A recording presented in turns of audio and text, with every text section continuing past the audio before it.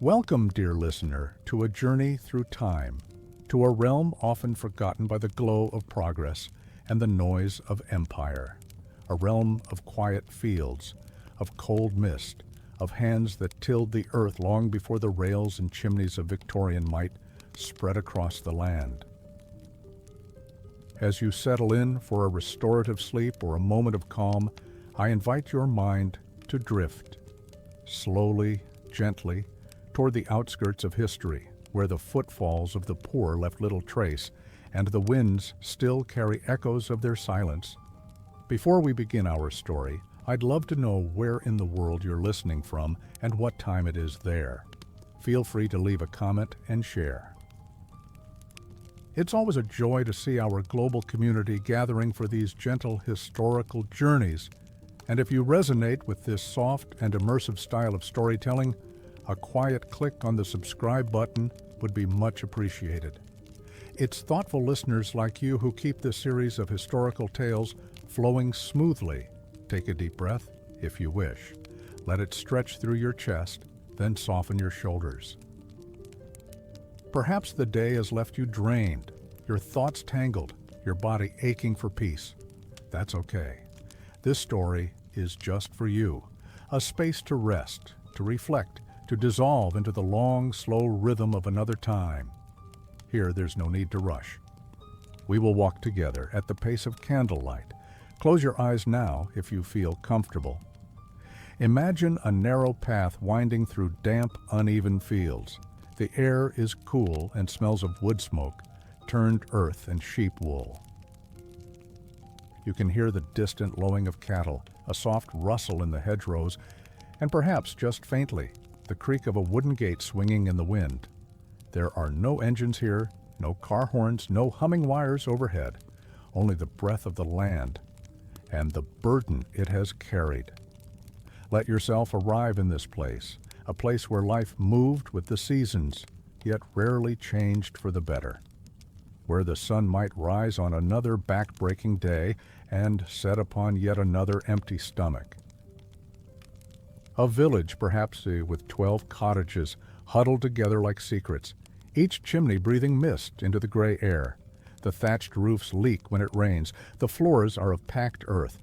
There is one pump for water, one shared loaf between many. It is easy to forget in the grandeur of Victorian history, the palaces, the parlors, the grand inventions, that the vast majority of people were not inventing nor inventing. They were enduring. They were surviving the only way they could, with the same cracked hands, the same aching backs, and the same thin porridge day after day. Their stories were not written in books. They were not preserved in portraits or marble statues.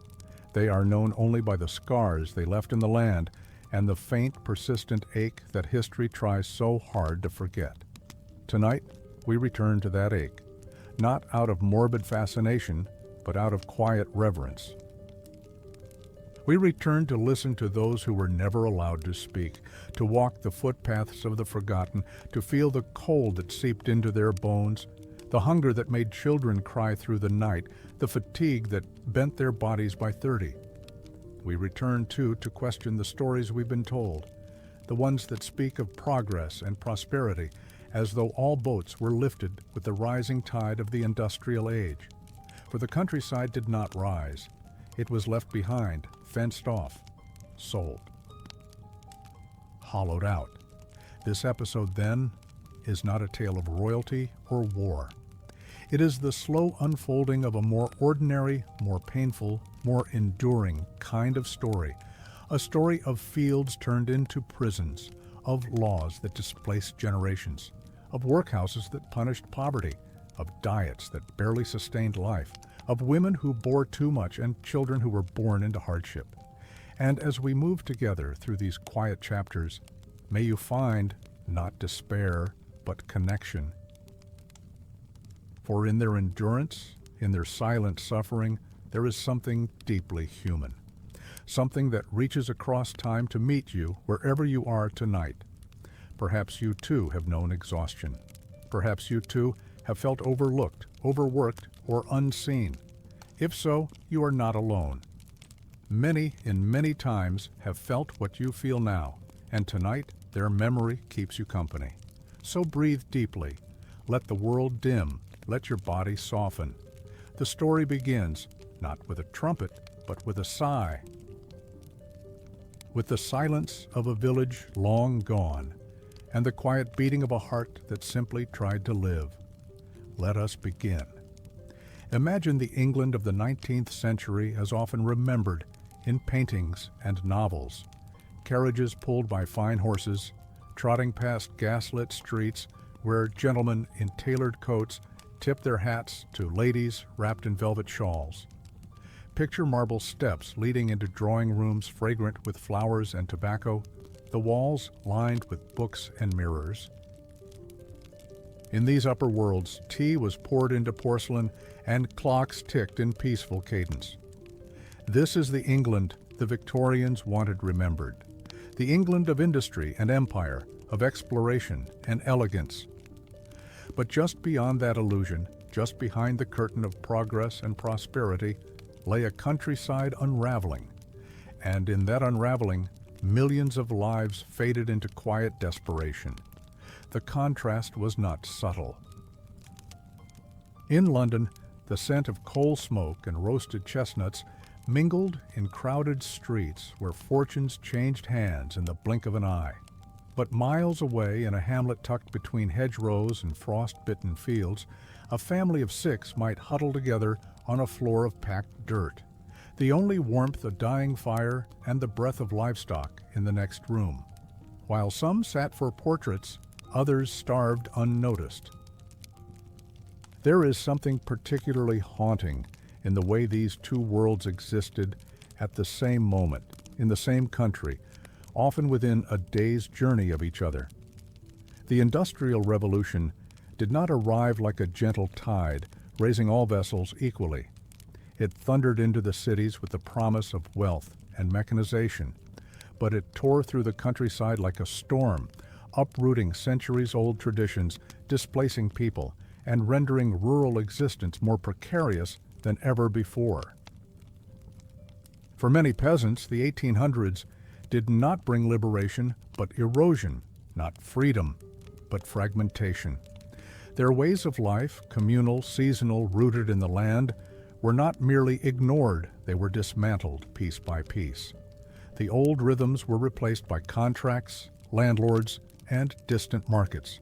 The land no longer belonged to those who worked it, but to those who calculated its value from afar. Let us pause and dwell here, in this space of contradiction. A time when the upper classes celebrated moral reform while turning a blind eye to child starvation in the fields. When the press spoke of empire and greatness, while entire villages suffered through failed harvests with no bread and no coin. When churches preached compassion, yet aligned themselves with those who fenced off the commons and criminalized subsistence.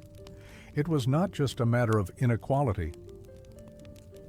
It was a fracture in the very fabric of society, a fracture in which one group was told their suffering was a personal failing, and another was applauded for their virtue while built upon that very suffering.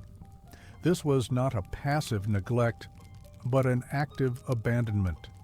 Imagine now a young boy in a rural village, his hands already blistered from gathering wood in the frost, his eyes dull from hunger. He's never seen the city, never heard of Parliament. His world is the hillside, the thatch, the mud. He does not know that just 70 miles away, another boy is being fitted for a tailored suit and preparing for a lesson in Latin. He does not know because no one tells him his life could be different. The contrast remains invisible to him, but it governs every second of his existence. And now imagine his mother. Once, her own mother taught her the names of herbs and the times to plant barley. Now the garden is gone, the commons fenced, and she must barter her body or beg for scraps. When she walks through the village, she avoids the eyes of the vicar who preaches humility, but condemns her poverty. She carries her silence like a wound, not seen, not asked, not remembered. This is the duality of the Victorian age, the gaslights and the shadows, the empire and the empty stomachs. The city alive with innovation and the countryside forgotten, its children coughing in the night, its elders buried without gravestones, its future reduced to silence. Yet it is in this silence that our story finds its heartbeat. Because the suffering of the rural poor was not an afterthought, it was the foundation. The food that fed the cities came from their labor. The wool that warmed the rich came from their sheep. The very myth of Victorian progress was built atop their backs. So when we speak of the grandeur of the 19th century, let us also speak of the mud, of the hunger that persisted in the long shadows of progress, of the long walks to the pump for freezing water, of mothers burying children alone. Because only by holding both truths, the opulence and the abandonment, can we begin to see clearly. Only then can we trace the invisible line that connects that world to ours.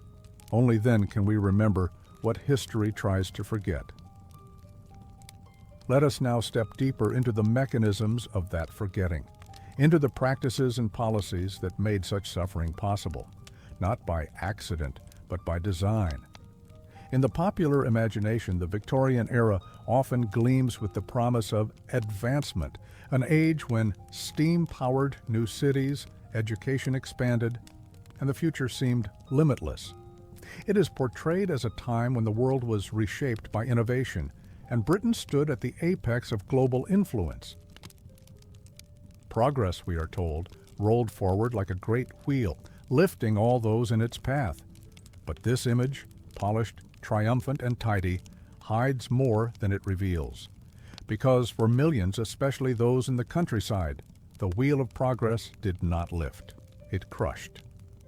Let us slow the pace and linger on this idea of universal prosperity. Let us examine its cracks and hear the quiet voices it drowned. The myth of a rising tide that benefited everyone fails to account for those deliberately excluded from its current. It erases the pain of the landless, the forgotten, the peasant whose day was still measured by the sun and the soil, and not by wages or hope.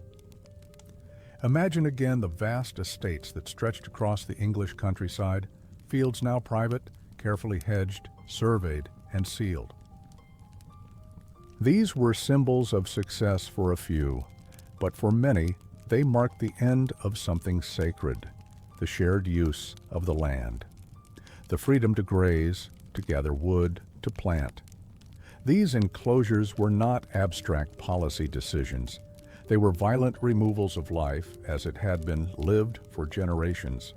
To understand why the Victorian countryside remained gripped by hardship, we must recognize that industrial prosperity was never meant to be shared equally. It was engineered to benefit the owners, the investors, the gentry who already held land and power. The countryside was not a participant in progress. It was a resource to be exploited, a backdrop to be disciplined, a labor force to be extracted and forgotten. This false narrative of shared wealth served a purpose.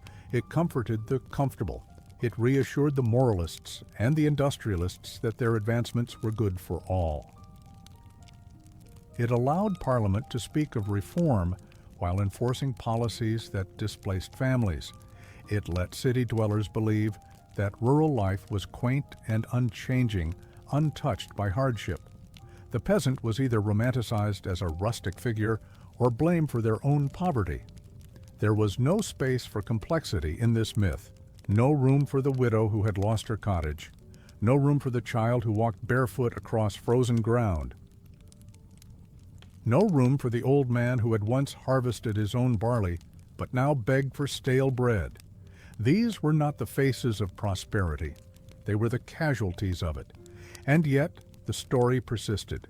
It persisted in newspapers that celebrated record harvests, even as villagers starved after poor yields.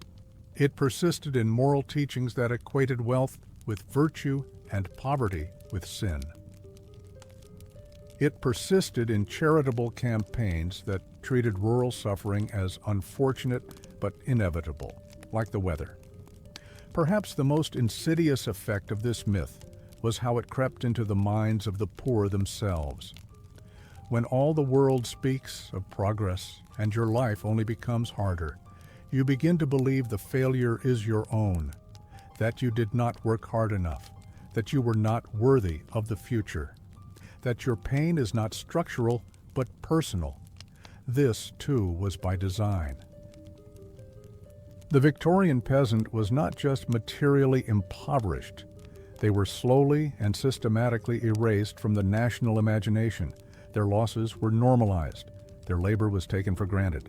Their voices were silenced under the weight of a narrative that demanded optimism and punished dissent. But tonight, in the stillness, we remember them. We allow ourselves to hold both truths at once, that the era brought great advancements for some and unimaginable suffering for others. That beauty can coexist with brutality, that the same hand that built the railway might have signed the enclosure order that destroyed a village.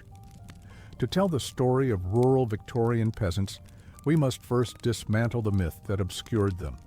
We must sit in the uncomfortable space between admiration and mourning. We must look past the monuments and into the margins, into the silence, into the soil, because only then can we truly begin to understand what was taken and what endured. What you are about to hear is not merely a story from the past. It is a meditation on the mechanisms of cruelty, the quiet violence of law and land, and the endurance of those whose names were never written in the histories of triumph. This tale is not told with the fever of outrage, but with the slow, unwavering pulse of empathy. It is a quiet unveiling of how an entire way of life was unmade, not through war or cataclysm, but through policies, habits, and the indifference of power. Tonight, as your thoughts settle into the rhythm of breath and time, we'll drift together into the undercurrent of the Victorian countryside, where beauty often masked despair. We will not find heroes or villains, but structures deep, ancient, and relentless that confined the poor to an existence barely above survival. The goal of this long contemplative journey is not simply to recount history, but to unearth the forces that shaped the most fragile lives. The laws that severed people from their land, the ideologies that sanctified suffering, the invisible architecture of a world that punished the already powerless. We begin with the land itself. Across centuries, English peasants had lived by ancient rites, grazing sheep on common fields, gathering firewood from shared forests, planting in open strips of earth passed down through generations. These customs were not written in contracts, but in memory, in trust, in mutual need. Then came the enclosures, sweeping legal redefinitions that redrew maps and severed communities. With ink and signatures, what had been common became private. Fences rose, trespass became crime, subsistence became theft. This was not chaos, it was order, a new order designed not for the many, but for the few. And as we'll see, this restructuring of land was only the beginning. The peasants' world would be pressed from all sides by hunger, by workhouses, by the tightening grasp of doctrine, debt, and discipline. Each chapter of this story reveals another strand in the web, another practice or belief that ensured the poor remained where they were, hungry, compliant, exhausted, and largely invisible. Religion would preach submission. Law would punish survival. The workhouse would offer shelter in exchange for the sacrifice of dignity. Women would carry double burdens in silence. Children would age before their time. And all of it would unfold in villages that no longer belonged to their people. But we do not tell these stories to condemn the past in a single breath. History is not that simple. We tell them to honor those who endured, whose pain was unrecorded, whose resistance was quiet but real. We tell them because in every moment of hardship they faced, echoes still live in our present world. Echoes in how poverty is judged, how labor is valued, and how silence is mistaken for consent. To truly rest tonight, to truly let go, perhaps we must first witness. We must listen to those long silenced. We must sit beside them, beneath low rafters and smoke-stained chimneys, and feel what they felt. Not to romanticize, but to remember. And so, over the next hours, we will walk slowly through these 26 chapters, each a window into a different facet of rural suffering and survival. We begin with the enclosures, not with shouts or resistance, but with the soft final closing of a wooden gate and a silence that would spread across the fields for generations. Let us now enter the first of these lived realities. Let us begin with the enclosure of the land and the enclosure of the life that once grew upon it. If you stand in the middle of a quiet English field today, perhaps in Norfolk or Shropshire, on a morning heavy with dew, you might hear nothing but the rustling of leaves and the distant call of birds. The hedgerows are neatly trimmed. The land appears calm, orderly, and timeless. But beneath that serenity lies a rupture, not a natural one, but a human scar, long healed on the surface, but aching beneath. That field with its boundaries and ownership was not always enclosed.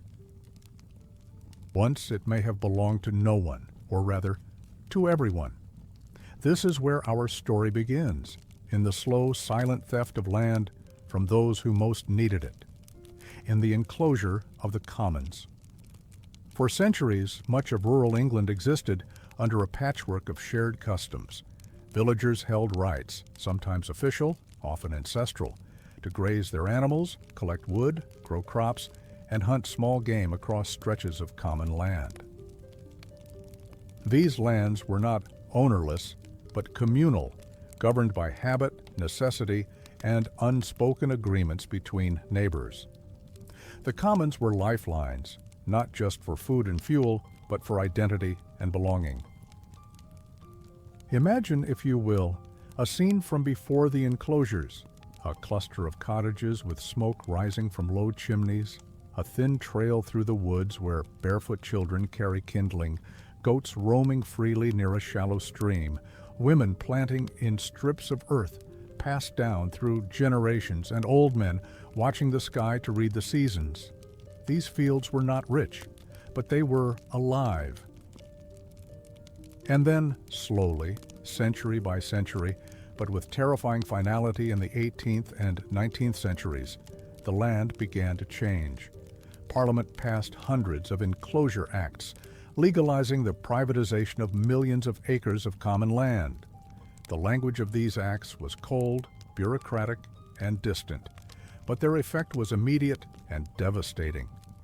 Surveyors arrived first, often escorted by landowners or officials. They carried ledgers, ropes, iron stakes. They did not speak to the poor. Their task was not to listen, but to measure. The land was divided, claimed, and enclosed, marked by new hedges, stone walls, and wooden gates that locked out the very people who had lived from it for generations. For many peasants, this moment was bewildering. Their ancestors had worked this soil since before records were kept. No one had told them it could be taken. And yet, one morning, the path they used to gather firewood was blocked. The field where their cow grazed was fenced. The well they relied on was declared private. Some protested. A few tore down fences in the night, risking prison, but most, broken by hunger or fear, simply left. There was no one to appeal to. The law had spoken, and the law, as always, spoke for the landowners. The consequences were profound. Without land, a peasant family could no longer survive on their own labor. They became dependent on wages, low, irregular, and often offered by the same landlord who had enclosed their fields. Some found occasional work in agriculture. Others migrated to cities already bursting at the seams. Some entered the dreaded workhouses. Many simply disappeared into statistics. The wandering poor, the vagrants, the undeserving. The loss was not merely material, it was spiritual, cultural, psychological. The commons were more than geography. They were the stage for every ritual of life: births, deaths, harvest festivals, seasonal dances, stories told around fires, songs sung while planting. When the land was taken, it took with it the memory of how to live together. Enclosure transformed more than space. It transformed relationships. In the open field system, neighbors had depended on each other. They shared tools, labor, knowledge. After enclosure, each household was isolated, each person responsible only for their plot, if they had one. Solidarity frayed, community cracked.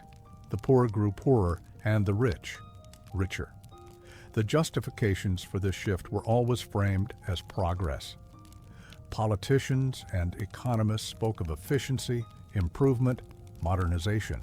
They argued that privately owned fields could be better farmed, that fenced land produced more grain, that a free market would benefit all. But in the shadows of these arguments stood the barefoot child who no longer had milk, the widow who had no wood for her fire, the elder who watched his family scatter. This was not improvement, it was displacement. It was a restructuring of society in favor of profit and property at the cost of people and tradition, and all of it was legal. Perhaps that is the most chilling part of the enclosures, that they were not chaotic, not bloody, not dramatic. They were orderly, documented, sanctioned by Parliament, carried out by surveyors, enforced by courts. A peasant might lose everything, not by fire or sword, but by a letter, by a line on a map, by a fence. There was no refuge, no compensation, no reversal. Generations later, when people speak of the Victorian countryside, they may recall images of pastoral beauty, of sheep on hillsides and cottages with blooming gardens. But few recall that those hills were once battlefields of class and survival. That those sheep replaced families, that the garden belonged only to those who had survived the clearing. Tonight, we remember them. The women who wept as they watched strangers build a wall across their family's field. The boys who asked why they couldn't chase the rabbits anymore. The elders who no longer recognized the land beneath their feet. We walk with them now, in memory, through the gates that never reopened, along the hedges that still stand. We listen to the wind in the grass and hear their silence. Because the enclosures were not the beginning or the end, but they were the door through which a new kind of suffering entered, and it is through that door that we now pass, into a world where freedom was promised but never granted, where poverty was punished, where work was endless and hope rare. Let us continue. There is a moment in history when a word changes its meaning, not through revelation, but through neglect. Freedom in the Victorian countryside was one such word. On paper, by the dawn of the 19th century, the rural poor were no longer serfs. The chains of medieval servitude had supposedly been broken.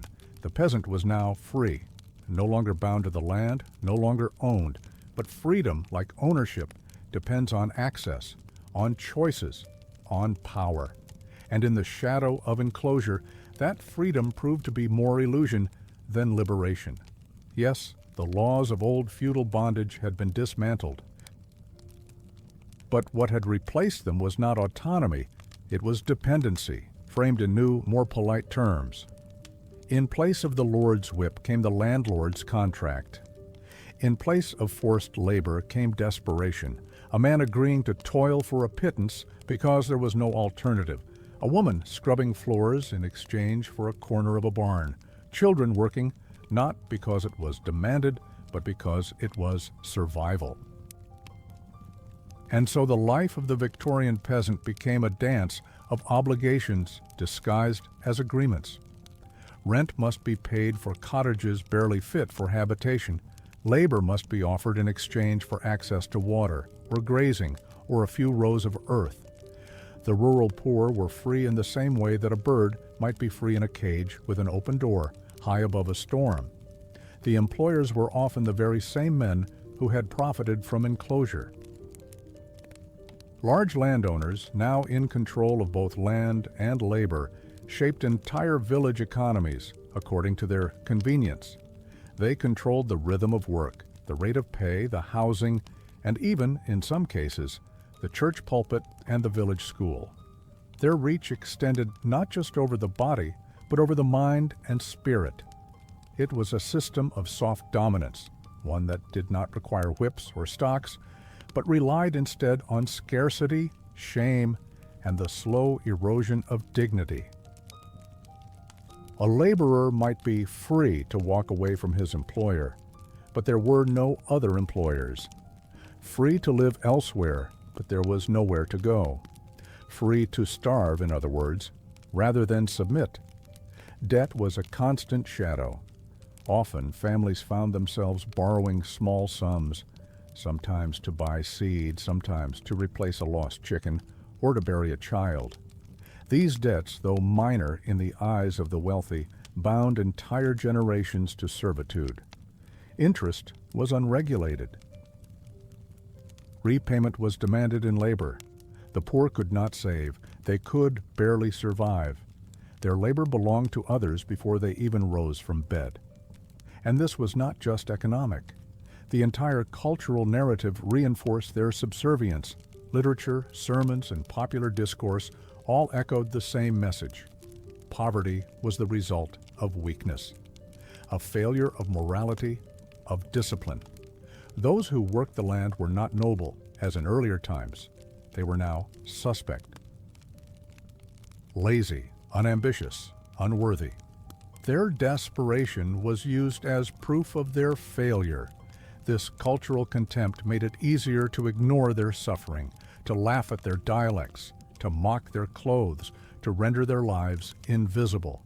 And so the post-feudal era, far from ushering in dignity and independence, brought only new forms of exploitation, more polite, more legal, but no less brutal. The cage had changed shape. It had lost its chains, but not its walls. For the rural poor, freedom became a cruel joke, something dangled just out of reach, a word spoken often by those who never had to wonder how they would feed their children. The illusion of liberty gave cover to the deepening of inequality. It gave society permission to look away.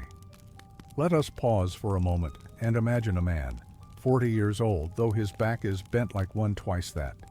He rises before dawn, not because he wants to, but because his debt demands it.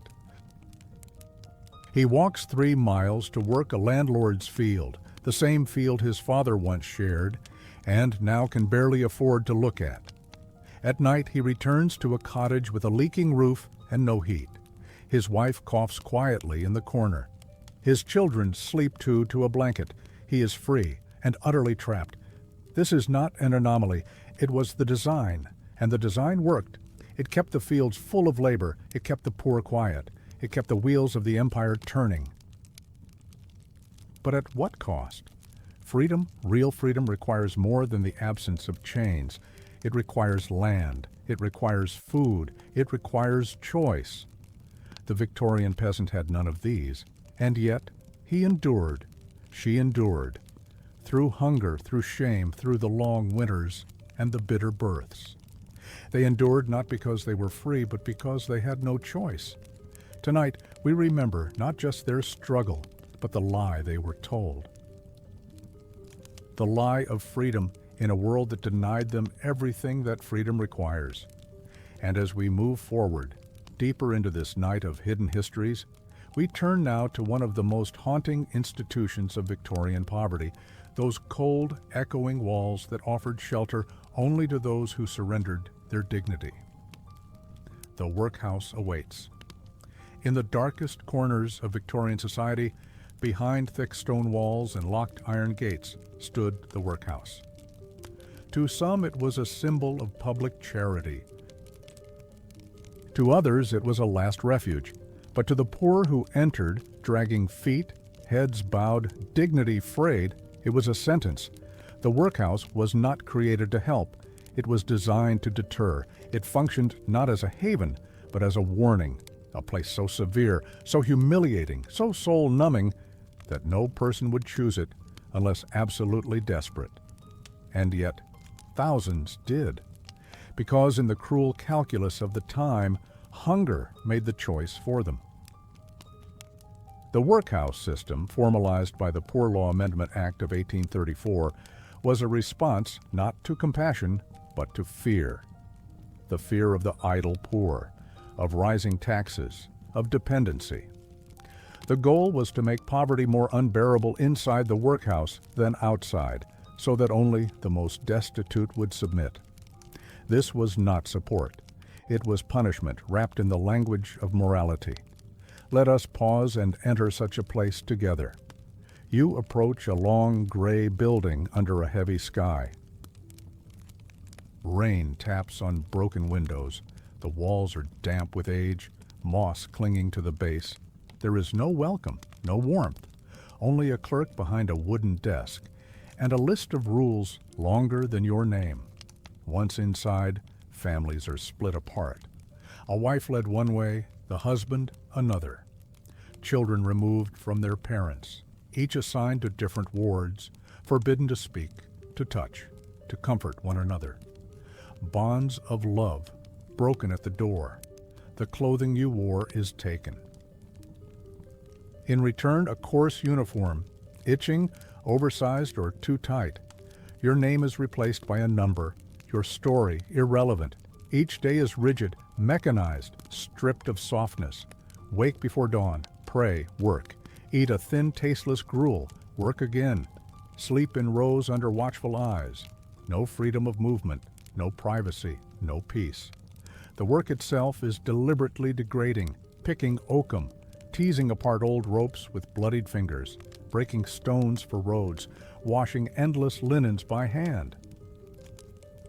Tasks chosen not for utility, but for their capacity to exhaust and humiliate. Sickness spreads quickly in the damp halls. Coughs echo. Beds are shared. Doctors are scarce. And if you die, quietly, without ceremony, you may be buried in a mass grave, your name forgotten. This was what awaited the rural poor who could no longer find work, who had no land, no family, no food.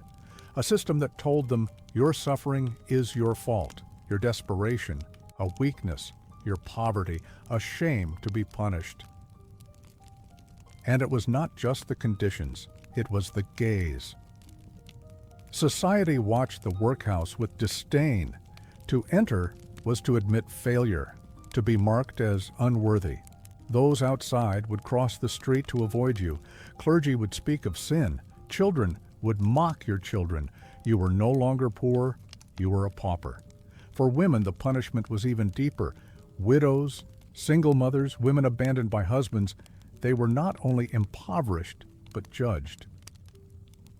If pregnant and unwed, the condemnation was total.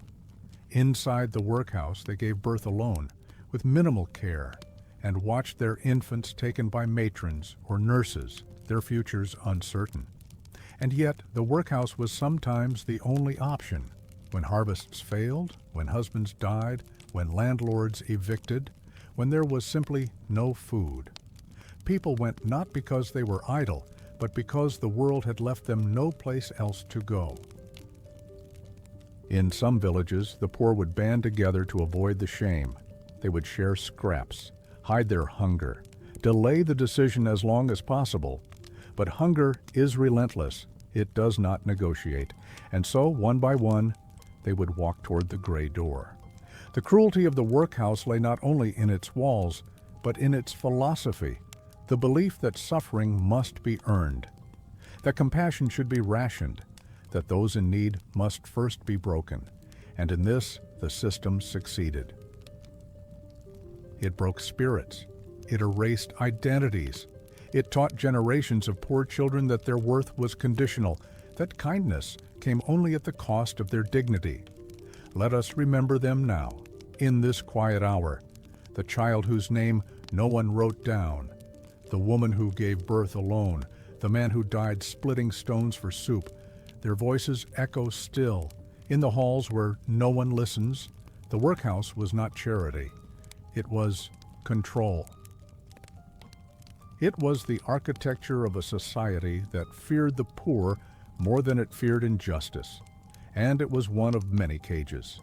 We walk now from its corridors into another grim truth, one that begins even earlier in the lives of those too small to resist. Next, we turn to the stolen years of childhood, to the long, aching days of children made into tools. The story of work does not wait for adulthood. The next door opens onto labor done with tiny hands. In the silence of the early Victorian morning, long before the sun could warm the frost that clung to the hedgerows, small feet began to move. Bare or wrapped in scraps of cloth, they shuffled along muddy roads, through thick mist and biting wind, toward fields, chimneys, factories, and mines. These were not adults going to labor. These were children, thin, quiet, bone-tired, and their day was only just beginning. In the countryside, the concept of childhood as we understand it today, marked by education, safety, and play, was almost entirely absent for the poor. Childhood, for a peasant's child, was not a protected time. It was a burden, a cost, and often a resource to be spent. As soon as a child could walk, carry, reach, or climb, they were made useful. And so, from the youngest ages, children became workers. Some tended sheep in lonely fields for hours on end, their only warmth a threadbare shawl. Others stooped in rows behind their mothers, picking stones from soil or harvesting potatoes until their backs ached and fingers split. There were chimney sweeps, children no older than 6, thin enough to climb inside flues and brush soot from the insides of tall, dark chimneys. These children emerged covered in ash, coughing, eyes stinging, their lungs already beginning to betray them. In coal mines, children carried heavy loads of coal in small baskets, strapped to their foreheads, crawling through tunnels so narrow that adults could not fit. In textile factories, they cleaned beneath looms while the machines clattered above them, their small hands vulnerable to blades and belts. The sound of machines, constant, deafening, would follow them into sleep if they slept at all. There were no safety regulations, no compensation for injuries, no healing time for sickness. A lost finger was a misfortune, not a scandal. A child crushed beneath a cart was buried quietly. A boy who collapsed in the fields from exhaustion was scolded, not soothed. The work was not only physical, it was psychological. The loss of rest, of wonder, of safety, the weight of adult fear placed on shoulders still growing. In their hearts, these children carried not dreams, but dread. Each morning brought more toil. Each evening, fatigue without joy. Education was a distant concept. While wealthier children read by firelight and recited verses, poor children worked. Some never learned to read or write. Their names were known only to their families and the local employer. And without education, the cycle of poverty remained locked. Their labor fed others. Their pain enriched landlords. But their future remained dim. And yet, even in this harsh world, there were small resistances, fragments of stolen joy. A child might whisper a song in the field, share a crust of bread with a sibling, watch the birds, and imagine flying. They clung to such moments not because they were plentiful, but because they were rare. The adults around them, often their own parents, did not choose this path out of cruelty. They were survivors themselves. With wages low and mouths to feed, every pair of hands was needed, and so they led their children into the same fields they had once walked, hearts heavy with guilt and resignation. the sorrow passed down like an heirloom. Sometimes reformers came, inspectors, clergymen. But even the reforms were slow, partial, and fragile. Laws were passed to limit hours, to require schooling, but they were poorly enforced, riddled with exceptions. In rural areas they arrived late, or not at all. And while debates raged in Parliament about the moral uplift of the poor, the children kept working, day after day, year after year, until they no longer looked like children and no longer remembered what it was to play. Let us hold their stories gently now. Let us pause for the girl who carried water until her spine curved, for the boy who cleaned ashes from the fire before dawn, for the child whose name was never written down. These were not apprentices. They were not learning trades. They were filling gaps, patching holes in an economy built on their silence. Their voices have long since faded. But the weight they carried remains. In every machine polished by history, let us see the fingers that bled to clean it. In every railway track, the small hands that gathered the stones. In every warm hearth, the soot-covered child who climbed into the chimney before the fire could be lit. This was not childhood. This was survival. And from this childhood of labor, we move next to the hunger that gnawed through every season. A hunger not of momentary want, but of enduring deficiency. In the next chapter, we enter the kitchens, if they could be called that, of the rural poor. We peer into the empty pots and feel the cold in the cupboards. It is time to speak of food, or the aching absence of it. Step into a rural Victorian cottage. The walls are rough and damp. A single window lets in a pale light filtered through soot and fog. There is no pantry, no stocked cupboard, just a wooden table scarred by time and a pot over a faint flickering fire. Inside the pot, if there is anything at all, it is likely to be potatoes or a watery porridge.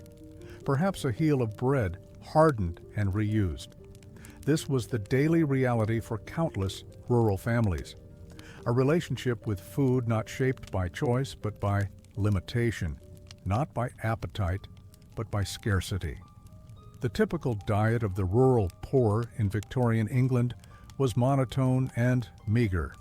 Bread and potatoes, those were the staples. Not out of preference, but because they were cheap, filling, and relatively easy to store.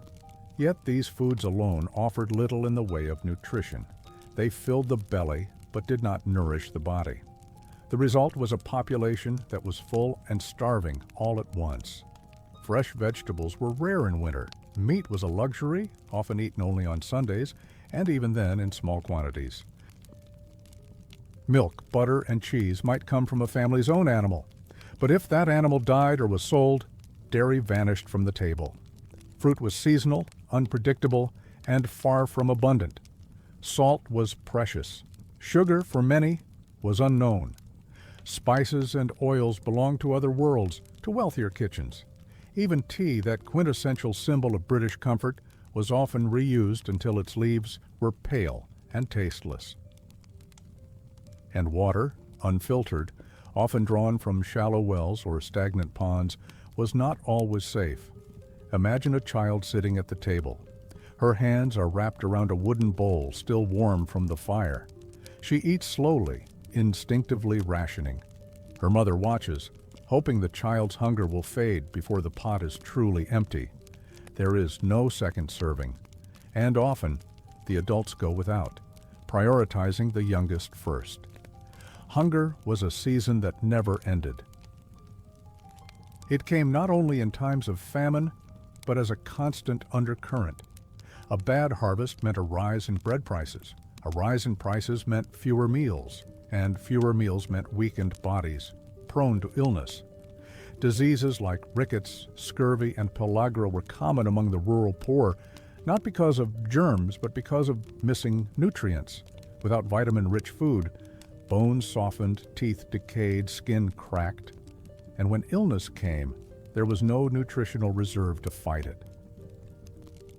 But it wasn't just physical. Hunger wears down the mind. It shortens tempers, steals concentration, dulls the senses. It breeds anxiety that never quite fades. For mothers, hunger brought a deeper torment: to be unable to feed one's child, to hear the whimper of need and have no answer, to feel the hollowness of your own body and still give away your portion. And still, there was shame. To be poor and hungry was not merely a misfortune, it was seen by many as a personal failing. The wealthy spoke of thrift, as though hunger could be managed with cleverness. They lectured on morality, as if the body's needs were the result of sin. Pamphlets were printed with recipes for the poor, mock dishes made from crumbs and scraps, ignoring that many families had neither. In some villages, charity offered food in exchange for work, but it came with judgment, surveillance, conditions. In others, families relied on informal networks, neighbors sharing what they could, women trading eggs for firewood, children gathering wild herbs or nettles when fields offered nothing else. There were rituals around food, even in its absence. The prayer before a meal was spoken even when the meal was small. Bread was never wasted. Bones were boiled and reboiled. Leftovers, when they existed, were cherished. Yet, for all their effort, hunger lingered, not always dramatic, not always visible, but always there. And in times of crop failure or illness or loss of work, the hunger deepened into something closer to starvation. Children's limbs grew thin, eyes dulled. People learned to live with dizziness, with the sensation of an always empty belly. They grew quiet, less from fatigue, more from the growing awareness that no one was coming to help. This was not a famine in the headlines. It was a quiet hunger that claimed slowly, patiently. And it reached into every corner of rural life. Even celebrations, harvest festivals, weddings, births were marked not by feasts, but by modest meals, stretched beyond reason, shared with gratitude and grief. Let us return for a moment to the child at the table. Her bowl is empty now. The fire is low. Outside, the wind carries the scent of distant smoke. She pulls her shawl tighter and curls against the bench, her stomach rumbling softly. She does not ask for more. She knows there is none. This was how hunger lived, in the silences, in the resignations, in the space between bites. And it followed them to bed, to work, to illness, and beyond. Next, we walk into the space where this hunger made its home, in the very houses of the poor, cramped, cold, crumbling, the places they return to each night in search of rest. It is time now to speak of shelter, of walls that let in wind, of floors that could not be cleaned. We step into the homes of the forgotten. We speak now of habitation, not as comfort, but as survival. Imagine returning home after a long day under a pale and unyielding sky. Your feet are soaked through. Your back is twisted from hours of bending in frozen soil, your hands cracked by wind and grime. Now picture what awaits you, not comfort, not warmth, not safety, but a single dark room smaller than a stable, shared with your entire family and perhaps with animals too. This was home.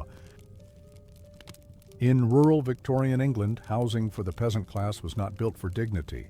It was built for control, for containment, a roof perhaps, 4 walls if luck permitted, and nothing more. Shelter in name, alone. Let us step inside. The door creaks on its hinges. It does not lock. A torn curtain may hang in place of wood. Inside, the air is dense and heavy. It smells of damp stone, old straw, human breath, and smoke that cannot escape. There are no floorboards, just packed earth, cold and often wet from groundwater rising through cracks. Some families tried to cover it with rushes, rags, or broken tiles scavenged from the road, but the moisture returned always. A single window, if present, is small and ill-fitting. It lets in little light and much wind. In winter, panes crack from the cold and cloth is stuffed into the gaps. At night, the darkness is absolute. Candles are scarce and precious, burned only when truly necessary. The home exists mostly in shadows. In the center of the room, a small hearth smolders with peat or damp wood. It provides meager warmth. The smoke has nowhere to go, curling upward to stain the ceiling and sting the eyes. Chimneys, where they exist, are often clogged or crumbling. Children wake with soot on their lips. Babies cry with lungs already damaged. The roof above you may be thatch or slate. Both leak when it rains. Drips echo through the night. Cold rivulets run down stone walls, soaking bedding, pooling under the straw mattress, turning rest into discomfort. Furnishings are sparse, often homemade or inherited from the dead.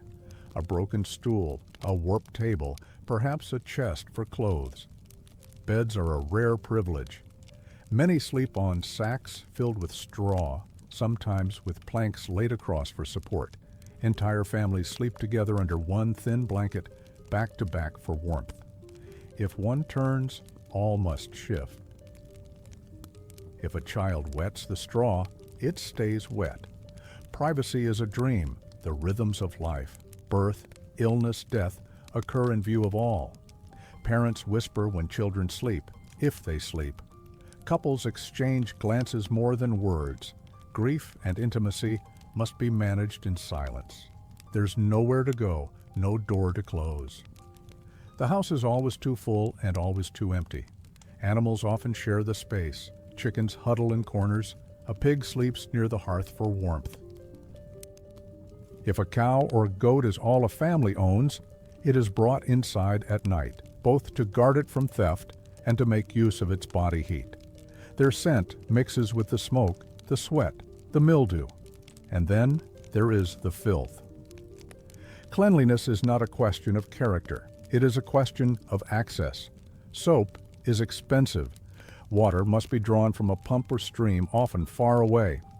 It is cold, carried in buckets, rationed between drinking, cooking, washing, and feeding animals. Clothes are washed infrequently, and when they are dried over the fire, stiff and still dirty. Bedding is seldom cleaned. Lice and fleas are common. Itching is constant. To relieve oneself, one uses a bucket or walks to a pit latrine shared by several families. At night, the trip is dangerous and dark. Children sometimes relieve themselves in corners. Waste piles outside, seeping into the soil. Flies hover constantly. Disease spreads in the water, in the air, on hands. The housing was not only unhealthy, it was demoralizing, and yet it was all there was. These cottages, often built centuries earlier, were never repaired. Landlords saw no profit in investing. A crumbling wall was patched with mud, a broken beam was tied with rope. And if the home became uninhabitable, the family was blamed. They were said to lack cleanliness, to be unfit, to have failed their own survival. No one considered the truth that the structure had been failing long before the family was born. When reformers visited the countryside, they wrote of these homes with disgust. They saw them as nests of degeneracy, not desperation. Reports described the filth, but not the absence of choice. They offered moral judgment, not structural change. And yet, these homes held lives. They contained tenderness, even in decay. A mother tucking a child beneath a quilt made of patched shirts. A father saving a piece of bread under his pillow. A girl watching smoke curl in the rafters and imagining clouds. A boy carving a toy from scrap wood while coughing through the night. They made do. Not from ignorance, but from resilience. Each night the rural poor returned to these houses not because they were homes, but because there was no other place to go. And somehow they found ways to endure. Within the cold, the damp, the shadows, within walls that leaned and roofs that wept. Tonight let us remember these homes not with pity, but with respect. For in their brokenness, lived entire worlds of human courage. They were not monuments. They were not admired, but they stood, and within them, life persisted. Now let us walk softly toward another space where the stakes were higher still, where the price of poverty was often death. We enter the realm of medicine, or its absence, into childbirth without aid, fever without comfort, a cough that never leaves. The next chapter opens upon the fragile edge between survival and loss. We speak now of health and the haunting void left where care should have been. As the dusk deepens across the moors and the last light fades behind smoke-stained cottages, another kind of darkness settles over the rural poor of Victorian England. Not the darkness of night, but of uncertainty, of the unknown, of the untreated, of the unhealed.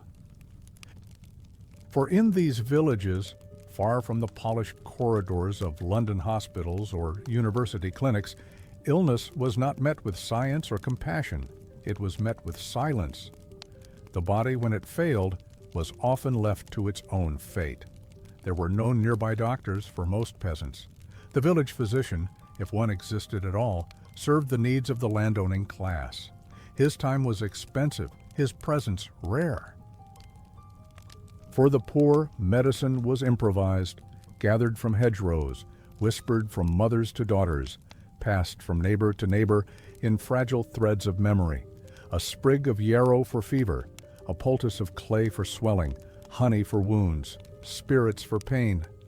The sick were tended at home, lying on straw beds in damp, unlit rooms, their heads cradled in rough hands that had known too much death to believe in miracles. Childbirth, the most common and most perilous medical event in a woman's life, was rarely assisted by trained professionals.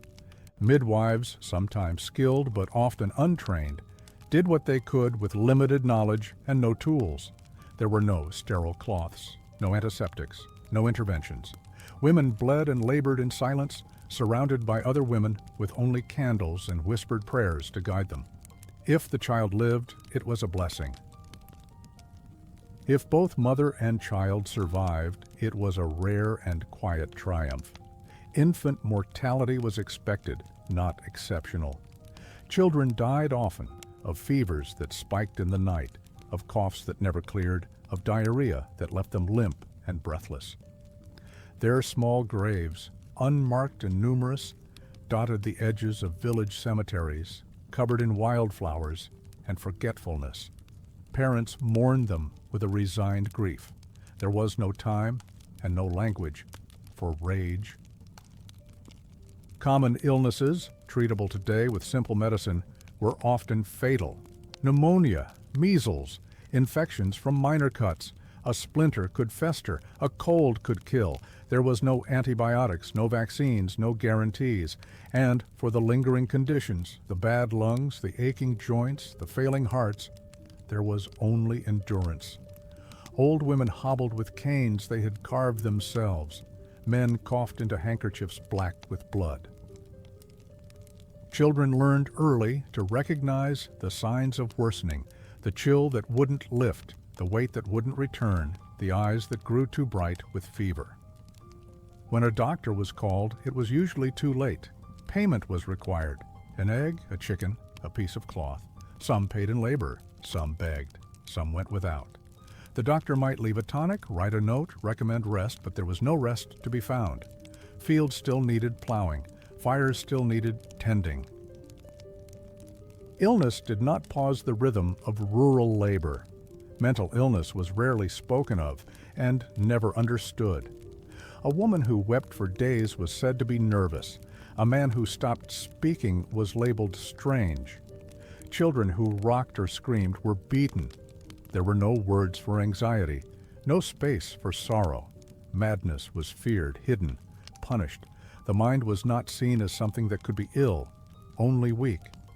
And when death came, and it came often, it came quietly, a child gone before morning. A woman who never woke from fever, a man found still in his bed, his hands still curled from work. The body was washed by neighbors, laid out in the same room where meals were eaten, buried within days. Sometimes without a coffin, sometimes without a priest. There were no formal goodbyes, no grief counseling, no medication for pain, only the return to work, the turning of soil, the folding of clothes once worn by someone now gone. Even among the living, illness left traces. Survivors of smallpox bore scars that disfigured them for life. A limp from an untreated break, a blindness from a fevered infection. The rural poor carried their suffering on their bodies like invisible names. And still, they endured. Not because they believed in recovery, but because there was no choice. They made poultices. They whispered prayers. They sang lullabies to children they feared would not live through the week. They braided their sorrow into their work, into their bread, into their breath. And so tonight, in this still hour, we pause to remember those whose pain was unseen. The mother who labored without aid, the child who coughed in the dark, the old man who whispered his last words into silence. They were not treated, they were not healed, but they lived as long as they could, and that too is part of history. Let us now step from the shadow of sickness into the path of knowledge, of the education that might have offered another way, but was denied to most. In the next chapter, we visit the empty desks and shuttered minds of the Victorian countryside. It is time to speak of learning, not as privilege, but as absence. There is a silence more powerful than words, a silence that lives not in the absence of sound, but in the absence of opportunity. In the Victorian countryside, that silence echoed through the minds of children who would never learn to read their own names, never write a letter, never understand the signs posted at the village edge or the numbers scribbled on a debt ledger. This was the silence of denied education, a silence as deep and enduring as hunger. For the rural poor, school was not a rite of passage. It was a rare luxury, and often a short-lived one. Most children worked from the moment they were able. The expectation was not study, but usefulness. A child in a field brought value. A child in a school brought nothing but absence from labor. The balance was cruel, but inescapable. Formal schooling did exist in some places, small, drafty rooms with rough benches and overworked instructors. But these schools, when accessible, were often church-run, focused on scripture and obedience rather than comprehension or critical thought. Learning to read meant learning to recite verses. Writing was a skill for the clerk, the merchant, the landowner's son, not for the child who spent each morning scattering crows from barley fields. The distance to school was another obstacle. Children walked for miles in bitter cold or drenching rain, across muddy roads or through thick woods, only to sit in unheated rooms where supplies were scarce and attention scarcer. Chalk broke, slates cracked. Books, when present, were torn, outdated, and shared between too many hands. Girls were often pulled out early, kept home to tend to siblings or help their mothers. Boys left to work full days as laborers, returning home with blistered hands and no time for lessons. Even when families wanted education for their children, they had to choose between learning and survival. And for most, survival always won. The government passed laws like the Elementary Education Act of 1870, promising compulsory education. But such promises arrived slowly in the countryside. Enforcement was inconsistent. Attendance, when tracked, was often falsified. Landowners preferred to keep children in the fields. Parents feared fines, but feared hunger more. The cycle was devastating. Without education, peasants remained dependent. They could not read contracts, could not calculate wages, could not challenge authority or advocate for themselves. They were vulnerable to deception and exploitation. Illiteracy was not just ignorance, it was control. And the psychological toll was quiet but profound. Imagine a girl watching the squire's daughter pass in a carriage, a book resting in her lap, her gloved fingers turning the pages with ease. The peasant girl stares, eyes wide, heart heavy. She knows the book contains stories, knowledge, a world beyond the fields. But she cannot enter it, not because she is lazy, but because the door was never opened. Imagine a father who cannot write his child's name on a parish record. A mother who cannot read the note left by the midwife. A boy who cannot sign his name to a marriage license, marking an X instead. These are not small humiliations. They are reminders that the world is built for others, not for you. There were efforts, of course. Charity schools, Sunday lessons, brave teachers who traveled miles to teach in barns or kitchens.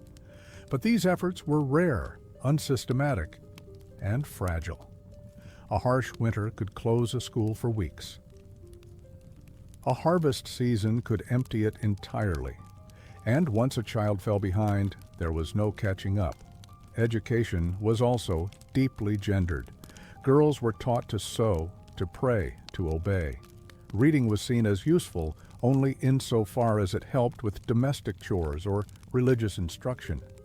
Mathematics, geography, history, these belonged to boys, and only those boys who were expected to move beyond the farm.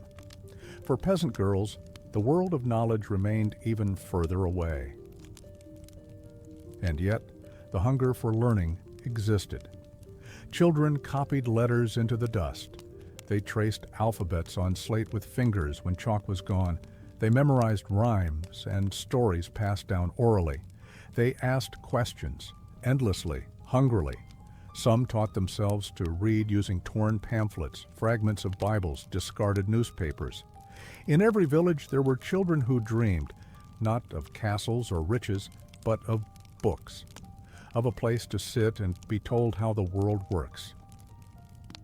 But more often, that hunger went unfed, and so generations grew up with minds full of thought, but no language to express it, with ideas, but no letters to shape them, with curiosity, but no structure to pursue it. The mind, like the body, needs nourishment, and for the rural poor, that nourishment was withheld. Let us remember them, not as passive or ignorant, but as denied. Denied the tools that open the world, denied the voices that might have spoken for their pain. Denied the simple dignity of being able to name their own lives in writing. Tonight, as we sit with this memory, may we listen to their silence, not as emptiness, but as a space filled with potential, waiting, and loss. Next, we step from the world of forgotten letters to the world of faith, a space where religion offered both comfort and constraint, where heaven was promised in exchange for obedience, where sermons soothed but also silenced. We now turn to belief, not as liberation, but as control. When the church bells rang across the misty countryside, their echoes did more than call the villagers to prayer. They reminded them of the rhythms that governed their lives. In rural Victorian England, religion was everywhere. It shaped the days and the seasons. It offered comfort in suffering, structure in chaos. And yet, behind its hymns and holy words, it also served another function: quiet, absolute, and relentless control. In a world where the poor owned nothing, where the law was distant and the landlord absolute, the church stood as both a refuge and a mirror of the power that held them. Its stone walls were often the only ones built to last in the village. Its pews, the only place where the classes met, though never as equals. The squire's family sat at the front, polished and elevated. The poor, in patched clothes and muddied boots, filled the rear, heads bowed. The Sunday sermon was not merely spiritual. It was social instruction. From the pulpit came the voice of obedience. Passages were read that extolled the virtues of submission, humility, endurance. Poverty, it was said, was a test, suffering a blessing in disguise. To labor without complaint was to honor God. to rebel, to question, to demand more. These were sins of pride, to be feared and repented. The clergy often aligned themselves not with the poor but with the landowners. After all, their livelihoods often depended on tithes from estates. A vicar might dine with the squire, but rarely visit the hovel. His prayers might mention the least among us, but his counsel reinforced the world as it was. Even funerals, simple, hurried, and austere for the poor, carried with them the same message. This life is hard, but the next will be just, if you are good, if you are silent, if you are grateful. Religious festivals offered some relief: Easter, Christmas, Harvest, Thanksgiving. But even these moments were laced with hierarchy. The squire distributed alms, the vicar led prayers. The poor knelt in gratitude for crumbs. Charity was structured to remind them of their place, not to lift them from it. And still, religion brought solace. The rural poor did not believe less. In fact, they often believed more fervently, more intimately. With no medical care, no legal protection, no voice in politics, faith became the only place where justice seemed possible. They prayed over empty bowls. They lit candles for the dead. They sang softly on long walks to distant fields. Psalms were whispered over infants and the dying alike. There was deep beauty in their devotion, tenderness carved from hardship. Women passed hymns through generations. Old men quoted scripture to soothe children at night. Even in homes of deep poverty, a Bible might be the one book, its pages worn from fingers that could not read but had memorized the sound. And yet, the church remained a gatekeeper, not only of belief, but of legitimacy. Unmarried mothers were shamed in sermons. Children born outside of wedlock were baptized with whispers and sideways glances. The drunk, the poor, the unkempt, they were warned of hellfire, not helped. Religious instruction for children was focused less on knowledge and more on compliance. They were taught to fear sin, not to question injustice. Dissenting faiths, Methodists, Baptists, Quakers, offered alternative paths. Some of these smaller chapels were more egalitarian, more aligned with the needs of the working class. But even they struggled under the weight of institutional neglect. Their ministers were fewer, their funds meager, and their presence often unwelcome by the established church and its patrons. For many rural families, faith was stitched into every corner of their lives, but it was faith shaped by fear as much as by love. It was faith that required silence more often than voice. That offered heaven only if you accepted your place on earth. And so the church became both sanctuary and prison. It comforted, it constrained. Let us now return to that quiet pew at the back of the church. A woman kneels, hands clasped, eyes closed. Her stomach is empty, her body tired. She prays not for wealth, but for rest, for strength, for her child's cough to ease, for her sins, whatever they may be, to be forgiven. She believes, she hopes, she endures. She is not seen, but she believes she is known by God.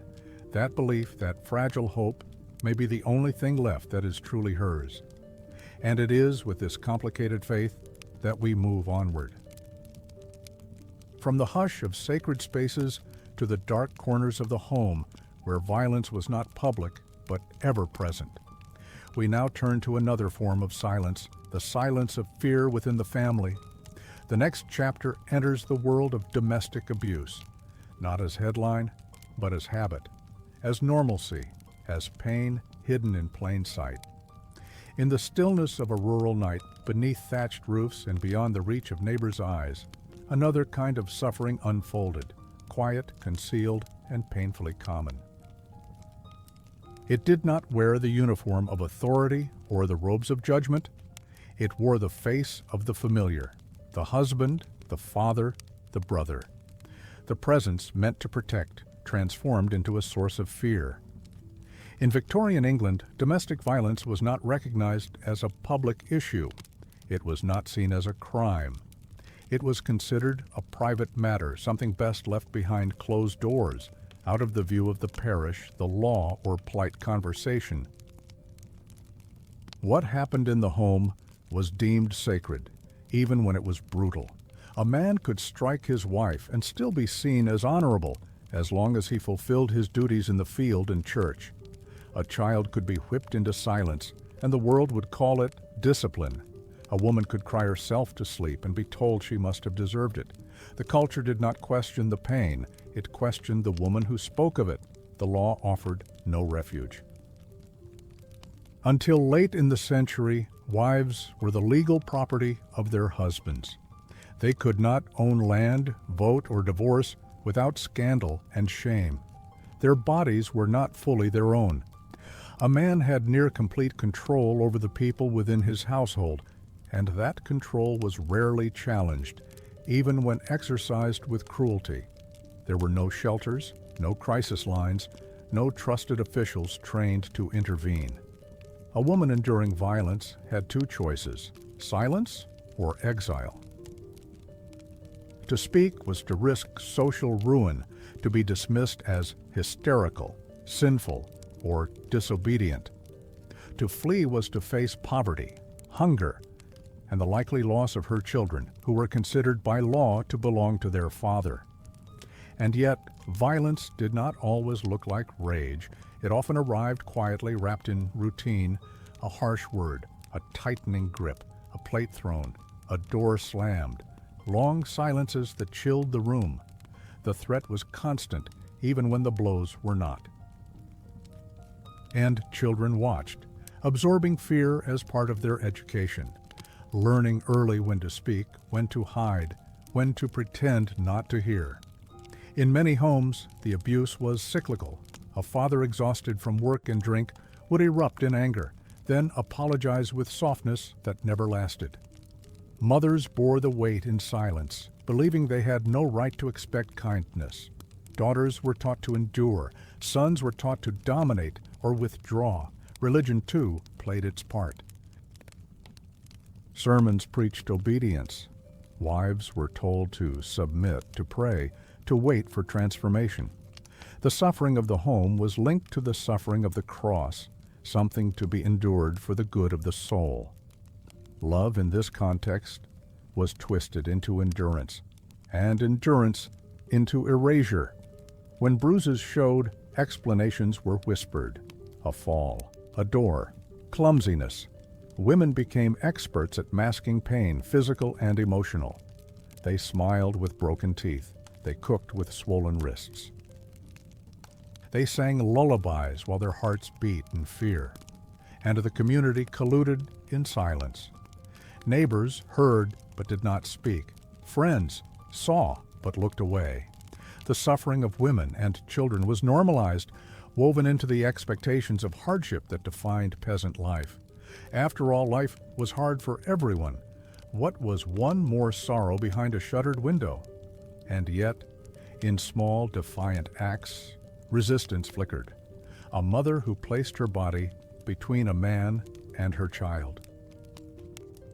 A girl who hid her brother's shoes so he could not run to the pub. A neighbor who left a crust of bread on a doorstep after a loud night. These were not solutions, but they were gestures of survival, of care within the wreckage. And there were women who did flee, who slept in barns and hedgerows, who took their children and walked miles for sanctuary that rarely came. They were branded immoral, unstable, cursed, but they were brave beyond measure. Let us now pause and remember a woman standing by a window at dusk. Her hands tremble as she washes a bowl. Her eye is darkened. Her child sleeps in the corner, knees curled to chest. She hums a song beneath her breath, not because she is happy, but because the silence is worse. She prays for morning, not because it will be better, but because it will be light. She is not alone. Thousands lived her life. Their pain did not make history, but it shaped the generations that followed. Tonight, in this long unfolding of memory, we hold space for them. We do not look away. And from this chamber of hidden sorrow, we now step into the broader hall of justice, or its absence. The next chapter reveals how the law, so quick to punish the hungry thief, turned away from the crimes of wealth and power. It is time to speak of justice, not as fairness, but as disparity, not as protection, but as punishment. In a world already divided by land, class, and power, the justice system in Victorian England did not act as a neutral force. It did not balance the scales. It was not blind. It saw everything, and it saw in color, in status, in wealth. For the rural poor, justice was not protection. It was a threat, a system that watched them, judged them, and punished them, not for their crimes, but for their condition. Let us begin in a village square. The stocks stand near the churchyard, empty now but still remembered. A place where peasants once knelt for hours, exposed to public shame for minor offenses. A loaf of bread stolen, a quarrel with a landlord, a cow grazing on the wrong side of a hedge. The punishment was not merely physical, it was theatrical, a spectacle designed to reinforce obedience and fear. Laws in Victorian England were written by landowners for landowners. The crimes of the poor were many: poaching, vagrancy, trespassing, begging. Each carried weight. Each was policed with zeal. A man who snared a rabbit to feed his family could be sentenced to months in prison. A woman found sleeping on church steps might be taken to the workhouse or charged with public nuisance. Justice for the poor lived in the hands of local magistrates, men of property, often the very same men whose estates were being poached, whose rules were being bent. The courtrooms were small, the trials swift, the sentences harsh. A boy could be imprisoned for stealing firewood, a girl for picking wildflowers from a field not hers. Meanwhile, the wealthy lived above the law. Landlords who beat their servants were rarely tried. Employers who withheld wages faced no consequences. A gentleman's crimes were whispered, dismissed, erased. His position was his shield, his title, his pardon. The same system that crushed the poor bent backward to protect the elite. And even when the letter of the law applied to all, the means of defense did not. The poor could not afford lawyers, they could not read legal notices. They did not understand the procedures or their rights. They entered courtrooms already condemned by ignorance and appearance. The prison system, too, was structured for punishment, not rehabilitation. Rural jails were overcrowded, filthy, brutal. Men and women were often confined together. Children, too. Food was sparse. Work was grueling. Solitude and silence were enforced, not for reflection, but as psychological torment. And outside the courts and jails, the fear remained. Peasants lived under constant threat of accusation, of being watched, reported, judged. Community members sometimes acted as informants, hoping to curry favor or deflect suspicion. Gossip could destroy a reputation. A dispute with a neighbor could result in arrest. There were no protections, no recourse, and so many lived carefully, too carefully. Walking the edge of the law without ever understanding its full shape. They taught their children to be quiet, to keep to themselves, to bow their heads when speaking to authority. They learned to survive not by trusting justice, but by avoiding its gaze. And yet there were moments of defiance, peasants who spoke out in court, women who defended their innocence with trembling, furious voices, villagers who shielded a neighbor from arrest. These acts were rare, but real. The need for dignity could sometimes outweigh the fear of reprisal. But such courage was costly. For those who were caught, the punishment was often life-changing. A record, a reputation, a removal from the community. They became marked, and the mark followed them into work, into marriage, into old age. Let us picture now a young man in a small village. His name is known. His crime, petty theft. He is 17, broad-shouldered, barefoot. He took a loaf from a cart during a hard winter. The judge did not ask why. He serves 3 months. When he returns, the village looks at him differently. No one will hire him. The girls won't speak to him. The church gives him a seat at the back. He has paid, but the debt never ends. This is justice as it lived for the poor, not as fairness, but as fear, as surveillance, as a tool of silence. And tonight we remember those judged not by what they did, but by who they were. The wrong accent, the wrong shoes, the wrong hunger. From this courtroom of imbalance, we move now to the field itself, to the backbreaking labor that filled the days of those who had avoided the law, but not its consequences. It is time now to speak of work, not as purpose, but as exhaustion, as a weight that never lifted, as a life spent bent toward the soil. It begins in darkness. Long before the first light slips over the eastern hills, a man stirs from restless sleep. The air inside the cottage is bitter with cold. His body is stiff, the remnants of yesterday's work already aching in his spine and shoulders.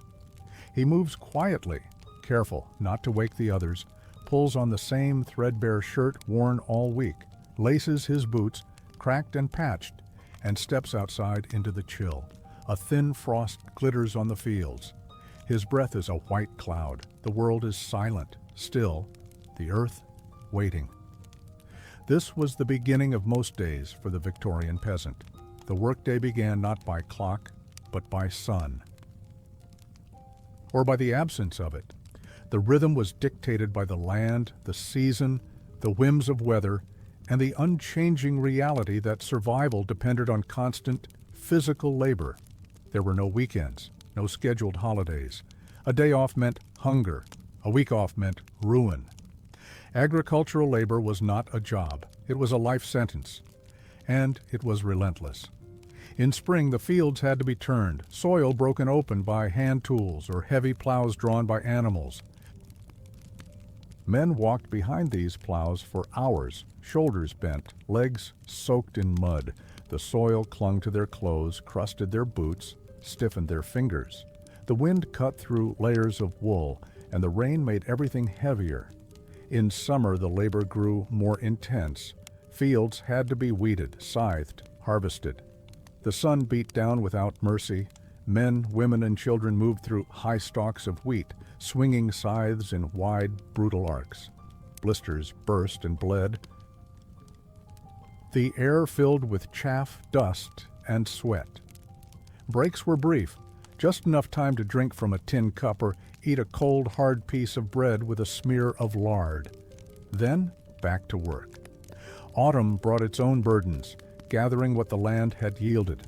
Potatoes pulled from cold, wet earth. Grain tied into bundles. Apples collected before frost ruined them. Every moment mattered. A late harvest, a sudden storm, a day lost to illness could mean less food, less money, more suffering in the months to come. Winter offered no rest, only a shift in suffering. The ground froze. The air turned sharp. Cattle needed tending, fences mending, wood chopping, ditches filled with ice, tools rusted, hands cracked. Still, the labor continued. Fires had to be built, snow shoveled, roads cleared. Hunger did not hibernate. The tools were crude, wooden handles, iron blades, coarse ropes. Gloves were rare, injuries common. A slip of a blade, a collapsed lung, a fall from a haystack could disable a man for weeks. But there was no compensation, no aid. Pain was not a reason to stop, it was simply part of the work. Most laborers were hired seasonally. They worked for large landowners who offered no stability, only the promise of temporary employment. A few weeks in spring, a month in autumn.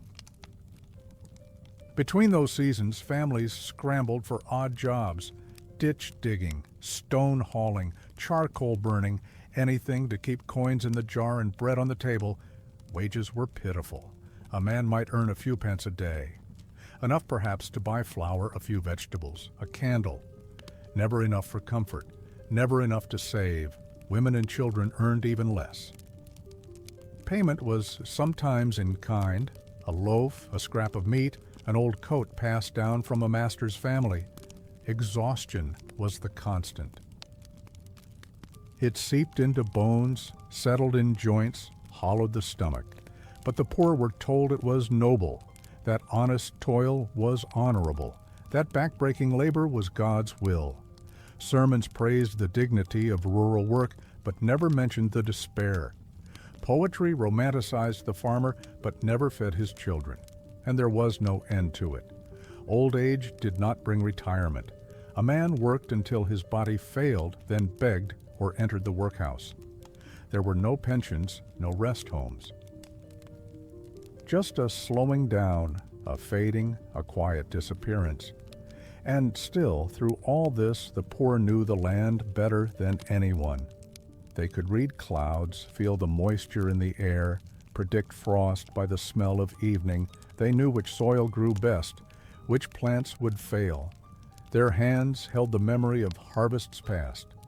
Their feet followed paths worn by ancestors. Their labor fed not only themselves, but entire cities. Their backs sustained the empire. But they were never thanked.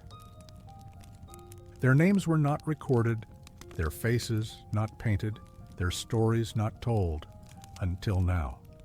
Let us walk now through a field at dusk. A man leans on his pitchfork, his body trembling from fatigue. The sky is gold. His fingers are cracked and bleeding. His boots squelch with wet mud. He looks across the land, not with pride, but with necessity. He does not own this field. He never will. But it owns him. He wipes his brow, takes a breath, and begins again. Because there is no other choice. This was the reality of agricultural labor in the Victorian countryside. Not an idyll, not a lifestyle, but a cycle of pain and perseverance etched into every furrow of the land. And now, from this field of burden, we shift our gaze toward the invisible labor that occurred beside it, behind it, beneath it. The world of women, whose work was never called work, and whose hands never stopped moving.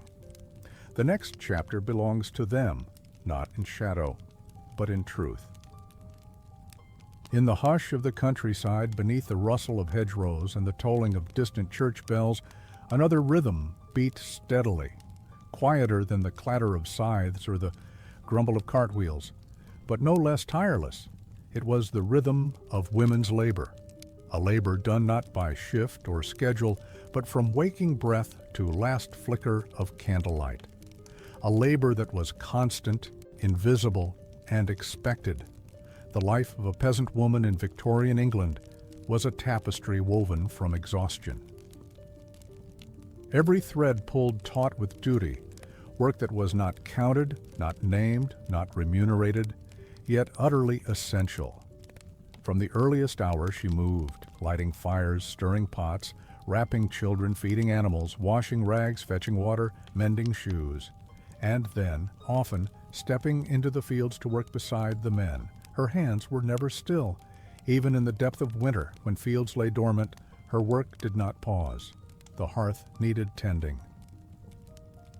Clothing had to be repaired, spun, or patched. Food stretched, preserved, scavenged. Children soothed through coughs and fevers. Husbands warmed with meals and silence. She labored through pregnancy. She labored through childbirth. And afterward, she returned, swollen, sore, sometimes bleeding, to her daily tasks. There were no resting days, no hands to relieve her, no consideration for her healing. The child was swaddled in old cloth and kept near while she returned to scrubbing floors or chopping vegetables. Childbearing itself was a brutal cycle. A woman might bear 10 or more children in her lifetime, her body used again and again, often without rest or consent. There was no medical guidance, no prenatal care. Births occurred on straw beds beside cooking pots, with only another woman, perhaps a neighbor, perhaps a sister, for help. Miscarriages were common. So were deaths in labor. So were tiny graves beside village paths. Still, the living children required everything, and the mother gave it. She taught them, fed them, disciplined them, watched them walk into the fields too soon, watched them fall ill with no remedy but prayers and poultices. She buried them one by one if fate was cruel. And yet she remained, still working, still carrying, still enduring. Her work extended beyond her family. Many women earned extra coin through tasks such as laundry for wealthier households, spinning wool, brewing ale, nursing others' infants, or selling small goods. These earnings were meager but vital, and they came not instead of housework, but in addition to it. And still, she was rarely recognized. In records, she was listed as wife or dependent. Her labor was not counted, her income not credited, her exhaustion not mentioned. She lived in the shadow of her husband's name, though she often carried a heavier burden. Culturally, she was expected to be silent, obedient, pure. And if she failed, if she voiced her needs, if she showed weariness, if she bore a child out of wedlock or could not keep a clean house, she was shamed, condemned, judged as immoral or weak. The standards were impossible. The forgiveness, rare. Even religion reinforced her subjugation. Sermons preached submission. Her virtue was measured in silence, sacrifice, modesty. Her suffering spiritualized. Her voice diminished. She was told to endure as Christ endured, to be the heart of the home, even when the home offered no love in return. But women did not only suffer. They created. They sang while they worked. Old songs passed from mother to daughter. They told stories to children as they combed lice from their hair. They stitched quilts with pieces of memory. They held their neighbors through grief. They shared herbs, secrets, warnings. They formed quiet networks of care that existed beneath the notice of men, and sometimes they resisted. A woman might refuse her husband's hand, might flee in the night with her children, might speak out in church, though it meant exile. These acts were small rebellions, but they shook the foundations of the quiet tyranny that ruled her life. Let us now return to her. She is stirring a pot over the fire, her youngest asleep on her hip. The house is dim, the air thick with smoke. Her fingers are cracked, her feet swollen. Outside, the wind carries the promise of more work. She does not complain. But neither does she smile. She exists between fatigue and necessity. She dreams sometimes, but not often. Her name is forgotten by history, but her labor fed generations. And so tonight, in this quiet moment of remembering, we place her at the center of the story, not as a helper, but as the axis around which survival turned. From her world of inner toil, we move now into a darker realm still, a world of surveillance, suspicion, and social repression. A world where neighbors watched each other, where conformity was demanded, and where deviation invited punishment. We now enter the culture of fear, not written into law, but lived into silence. There are places where fear is loud, where it arrives with boots and batons, decrees and shackles. But in the Victorian countryside, fear was quieter. It crept into daily life like the morning fog. It lived in the pause before a question, in the silence after a knock on the door, in the knowing glance between neighbors. It was the kind of fear that never needed to shout because everyone already knew their place. The rural poor of Victorian England were not just oppressed by poverty. They were watched not only by the authorities, but by each other. The village, small and tight-knit, was also an echo chamber of surveillance. Every choice, every word, every movement risked comment, suspicion, or condemnation. A woman who dressed too well, a man who spoke too boldly, a child who asked too many questions. Each became a point of focus, a potential threat to the fragile order. This order was guarded not with weapons, but with whispers, espionagem communitaria. It sounds foreign, yet it was intimately English. Villagers reported on each other to landlords, to parish officials, to the clergy, a missed church service. A late rent payment, a rumor of theft.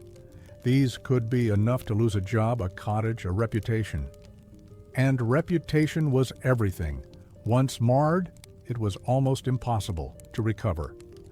The enforcers of this fear were not only those in power, often it was the neighbors themselves, seeking favor, protecting their own fragile stability by exposing the weakness of others. A woman might report another for suspected immorality. A laborer might denounce a friend who had spoken out against low wages. These betrayals were often born not of cruelty, but of desperation. In a system where favor meant food, silence became a luxury few could afford. Conformity was not encouraged, it was enforced. Deviation, whether in thought, behavior, or belief, was punished socially long before it reached the hands of the law. A woman who did not marry was a cause for gossip. A family who did not send their children to church risked exclusion. An unmarried mother was shunned. A man who questioned the landlord was branded dangerous. A teenager who refused farm work might be called lazy, ungrateful, wicked. The church played its part too.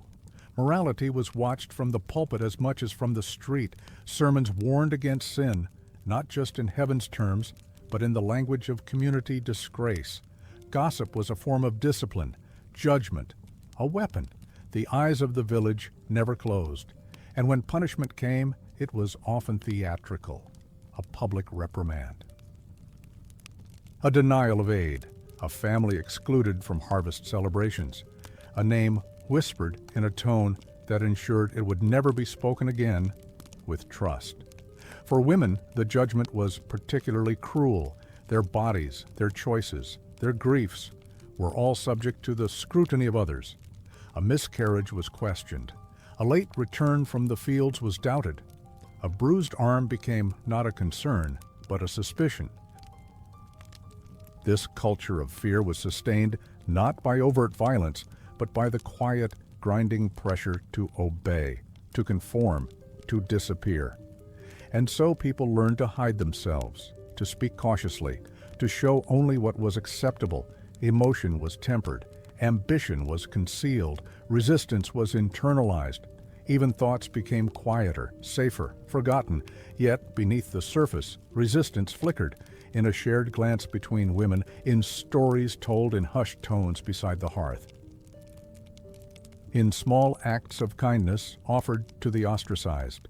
These were not revolutions, but rituals of preservation, of dignity, of quiet rebellion. Let us imagine now a young girl standing at the edge of a gathering. She listens carefully. She knows not to speak. She folds her hands, lowers her eyes, mimics the right posture. But her thoughts are her own. She watches. She remembers. One day she may write them down, or pass them to a child, or whisper them into the wind. Fear may teach silence. But memory persists, and so tonight we hold space for those who were never allowed to fully be themselves, who lived lives half hidden, who wore masks of obedience not by choice but by necessity. From this atmosphere of pressure, we move next into motion, into the footsteps of those who could no longer endure the gaze. We follow those who left the villages behind, not for adventure, but for survival. Our next chapter speaks of migration, not as aspiration, but as escape. A flight not from home, but from hopelessness. The dirt road winding out of the village was not just a path. For many, it was a last hope, a narrow escape from lives weighed down by hunger, silence, and shame. Those who walked it carried not only bundles of belongings, but the quiet desperation of knowing they could no longer stay. For the rural poor of Victorian England, emigration was rarely a dream. It was an act of survival. A surrender to the unknown because the known had become unbearable. The pressures that forced this exodus were many and mounting. The enclosure laws had taken their land. The workhouses loomed with threats of humiliation. Wages in the fields were shrinking, and even the weather seemed to betray them. Harvests failing, winters harsher, summers dry and unrelenting. Disease lingered in damp cottages. Hunger returned more often, and still no one came to help. And so they left. Some walked to nearby towns, hoping to find factory work. Others ventured farther, to the ports of Liverpool, Bristol, Southampton, where ships waited with open hulls and cold decks, ready to carry them across oceans, to Canada, to Australia, to America, to anywhere but here. The journey was never easy. To leave was to abandon more than land. It meant letting go of kin, of dialect, of the familiar rhythm of seasons and songs. It meant stepping into cities that roared instead of whispered, where smoke replaced fields and strangers replaced neighbors. For those who remained in England, the cities offered wages, but also filth, overcrowding, and new kinds of exploitation. Slums replaced cottages, machinery replaced the rhythm of nature, noise replaced silence. And those who sailed abroad faced even greater uncertainty. The voyage itself could last weeks in unsanitary, cramped conditions. Families slept shoulder to shoulder on wooden bunks, the air thick with the stench of seasickness and fear. Death was not uncommon. Children lost to fevers, mothers to exhaustion, the elderly to grief. Upon arrival, the promised land was often a lie. In the Americas and Australia, the poor met discrimination, marginal work, and loneliness. They became the cheap labor of new empires. They dug railways, felled forests, worked the same kind of soil under different skies, this time not for survival, but for someone else's progress. They were seen as ignorant, backward, undesirable. Their accents were mocked, their customs misunderstood, and yet they endured, because the alternative was return, and return was not an option. There was nothing left in the villages to come back to, only empty cottages, closed commons, forgotten graves. Even so, not everyone left. Some stayed because they could not afford the journey. Others stayed for family, for fear, for a stubborn sense of place.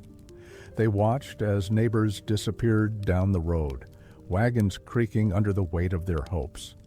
They wondered if they would ever hear from them again. Letters, when they came, spoke of hardship, of rain and snow in strange lands, of children born in foreign towns, of homesickness that no ocean could drown. And yet, in those letters, there was sometimes a different tone, too. Not happiness, perhaps, but dignity, the chance to own land, to earn a wage, to walk streets where no one remembered your shame. In exile, some found a kind of freedom, not full, not without cost, but more than what the village had allowed. Emigration, for the Victorian peasant, was never just departure, it was rupture. It fractured families, split communities, erased dialects, songs, rituals. But it also planted seeds of resilience, of adaptation, of future generations who might never know the cold floor of a rural cottage or the taste of bread stretched too thin. Let us walk beside a family now, a man, a woman, 3 children, their belongings tied in sacks. The mother holds the baby close, wrapped in her own shawl. The father glances back one last time at the hedge, the chimney, the tree where he once carved his name. Then they walk, slowly, together, toward the station. Toward the ship, toward something they cannot name. They are not tourists, they are not adventurers. They are the exiled poor, carrying nothing but their will to live. Tonight, in this long lullaby of memory, we remember their footsteps, their tears, their silence, and their strength. From their journey outward, we return inward to the rituals that tried to hold a fragmented identity together, to the old stories whispered at night, to the superstitions and customs that endured even in suffering. The next chapter leads us into tradition, not as nostalgia, but as resistance, a quiet defiance of forgetting. In the dim corners of cottages where books were rare but stories were abundant, something ancient pulsed, older than the empire, older than the enclosures, older even than the churches whose bells summoned villagers each Sunday. It was the breath of memory, of customs passed not through ink and parchment, but from mouth to ear, from grandmother's whisper to child's wondering gaze. In the rural world of Victorian England, tradition was not a choice. It was a necessity, a lifeline to meaning in a life otherwise filled with toil and silence. These were not grand rituals or royal ceremonies. They were the humbler, quieter rites of the poor, hanging a sprig of rowan above the door to ward off illness, burying a lock of hair beneath the hearth to protect a newborn, whispering a name to the wind so that it might carry a prayer faster than the church could. The land itself was alive with stories. A standing stone might weep on Midsummer's Eve. A certain tree could cure warts if touched before sunrise. The call of a night bird could be an omen, the flicker of a candle in an empty room, a warning. These beliefs, rooted in pre-Christian lore, had survived through generations of oral tradition, woven into the everyday habits of villagers who might never have questioned why, only that they must. Superstition and tradition were not folly. They were defense. They gave structure to a world that otherwise made little sense.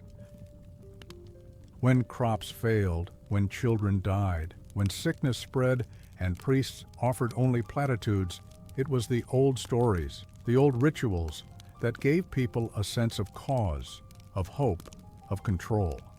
A charm hung in a window could ease anxiety better than a sermon. A tale about a protective spirit in the well could calm a frightened child better than scripture. And they were acts of resistance. In a society increasingly dominated by industrial logic, rationalism, and institutional religion, the persistence of folk belief among the rural poor was a quiet rebellion. To believe in the old ways was to claim ownership over one's understanding of the world. It was to say, not all wisdom comes from cities, from books, from the mouths of the powerful. The Victorian elite often scoffed at these beliefs. They called them backward, unscientific, dangerous, and so they tried to suppress them. School teachers punished children who repeated old tales. Clergy condemned rituals as pagan. Authorities discouraged festivals and gatherings that celebrated the changing of seasons rather than the liturgical calendar. But the stories lived on. They were told in barns during winter evenings beside fires that burned low. They were sung in lullabies, buried in riddles, hidden in games. Women preserved them best, keepers of knowledge that was both spiritual and practical. They knew which herbs to steep for fever, which flowers to avoid during childbirth, which dreams foretold a storm. Even in emigration, these traditions traveled across oceans into tenement kitchens, through factory walls. Bits of the old world lingered. A coin sewn into a coat for luck, a lullaby in dialect half forgotten, a gesture made before stepping into the street. The poor carried their heritage with them, not as nostalgia, but as armor. Let us now imagine a scene. A mother and daughter sit beside the hearth. The day's work is done, the baby asleep. The mother holds a small cloth pouch and murmurs something as she places it beneath the child's bed. The girl asks why. The mother only smiles and says, "It's for dreams." The girl nods.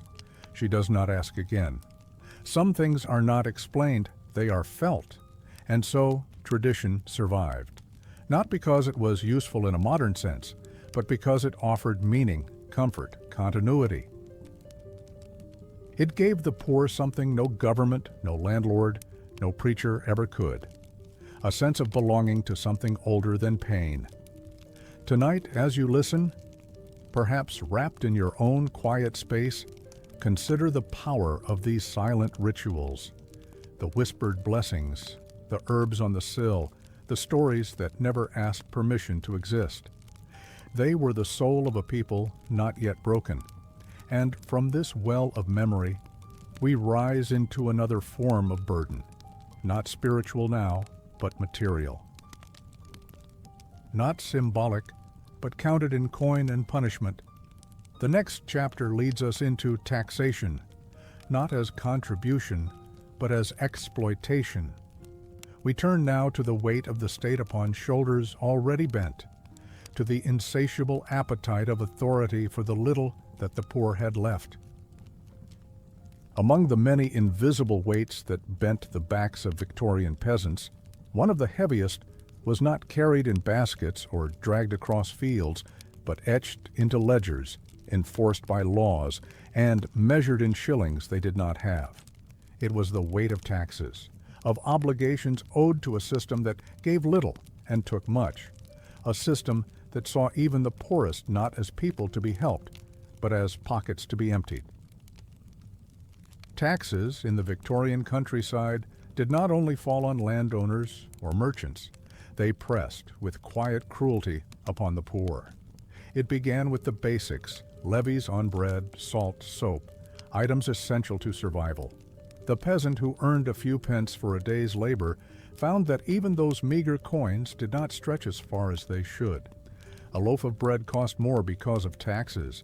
A pinch of salt for preserving food was made dear. Soap to wash away the grime of the fields, a luxury.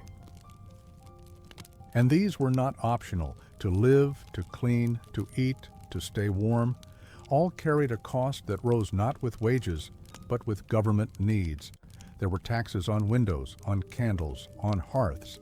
A cottage with more than a certain number of windows could be taxed more heavily, leading some to brick them up, choosing darkness over debt.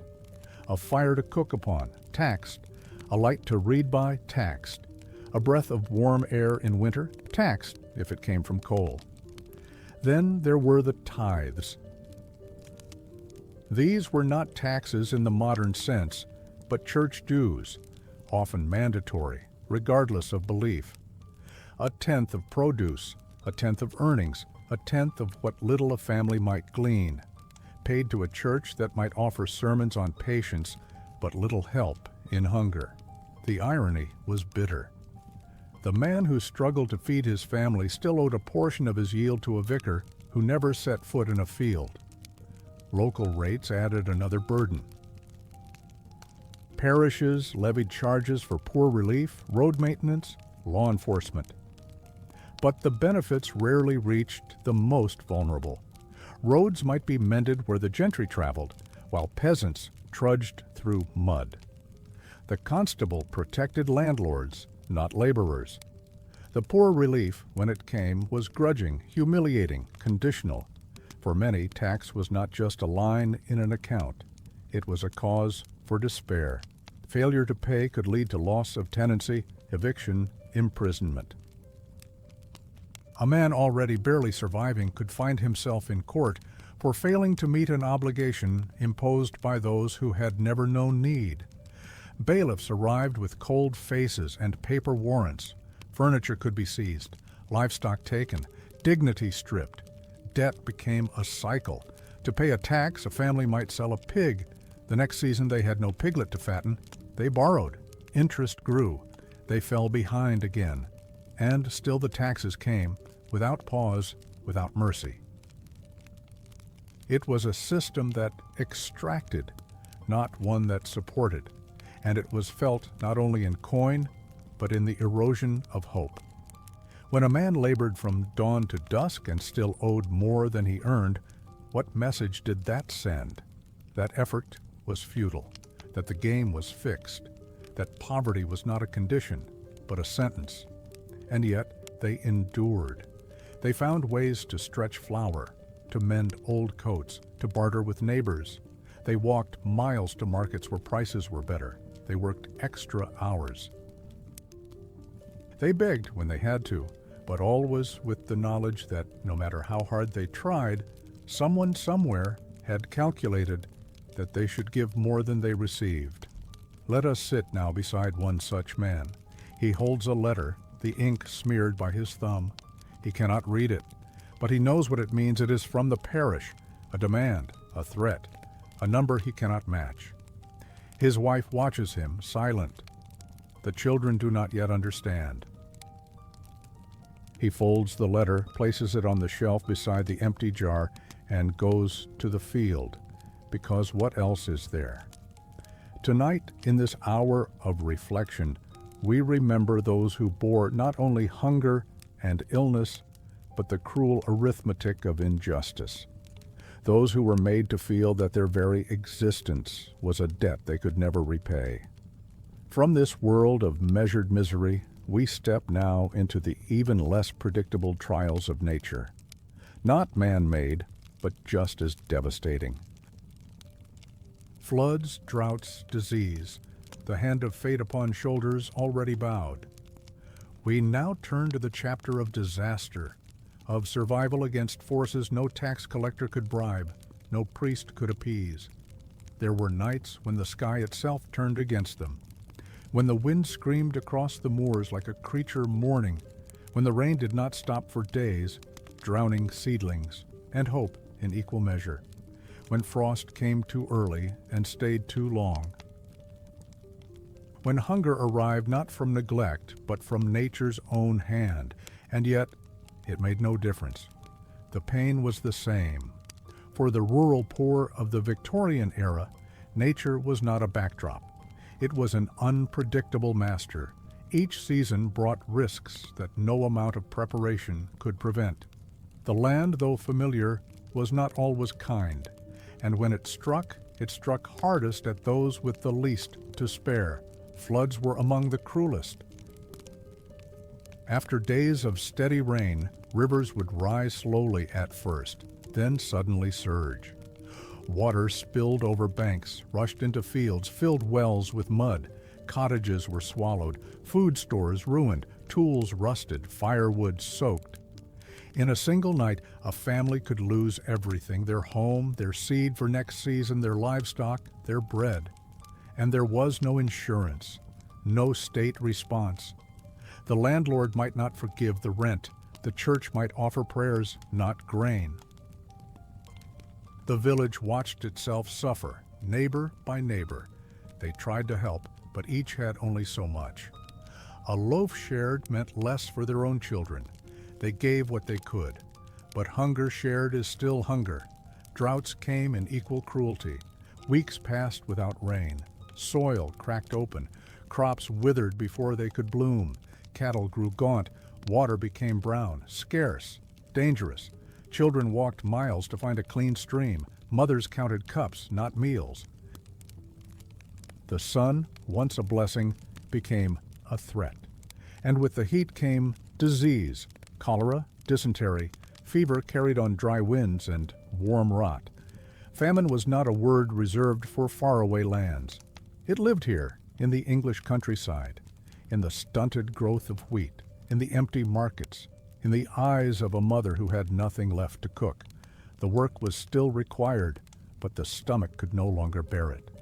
A man collapsed in the field, not from age, but from nothing in his belly.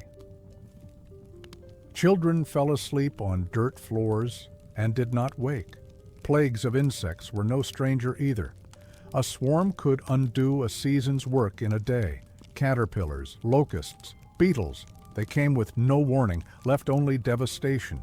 Gardens stripped bare, fields turned to skeletons. No one knew how to stop them. They burned herbs, hung charms, prayed, but nature moved without regard. And then there were the cold years, winters that arrived early with thick snow and ice that stayed for weeks. The ground too hard to dig, the roads impassable. People froze to death in their beds, wrapped in rags beside empty hearths. bodies buried beneath shallow frost because the earth would not yield. A fire meant life, but wood cost money, and coal was even dearer. So they huddled, shared breath, listened for wolves, prayed for thaw. Each disaster pushed them deeper into debt.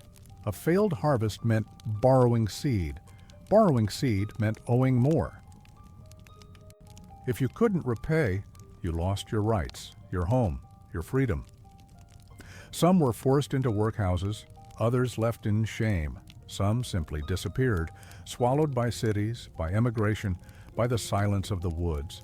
There was no safety net, no government office to appeal to, no aid agency, only the slow, grinding hope that next year might be better, that the rain would come on time, that the frost would stay away, that the lambs would survive, that they themselves would survive.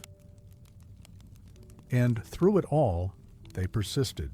They watched the skies, touched the soil, smelled the wind, listened to birds. They read the signs as best they could.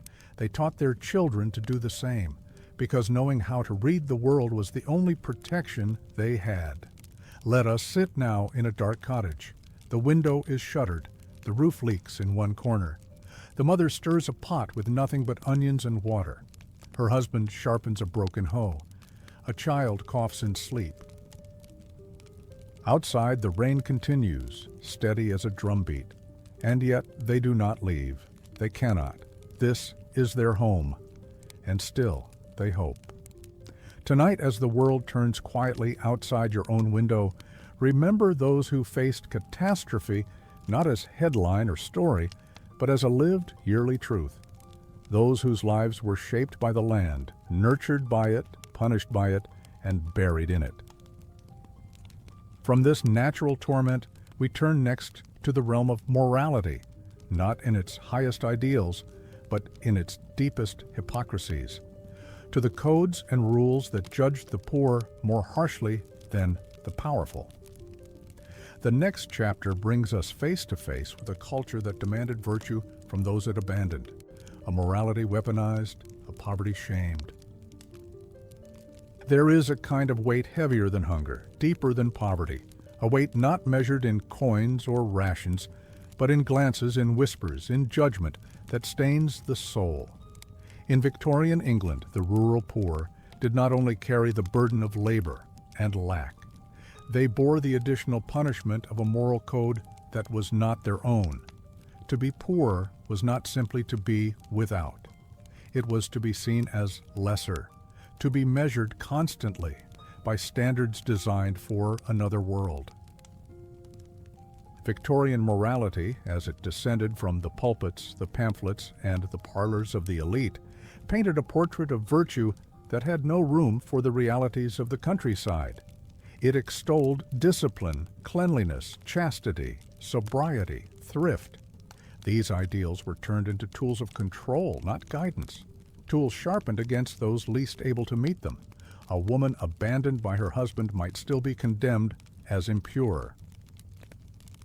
A man who turned to drink after losing a child might be seen as morally weak.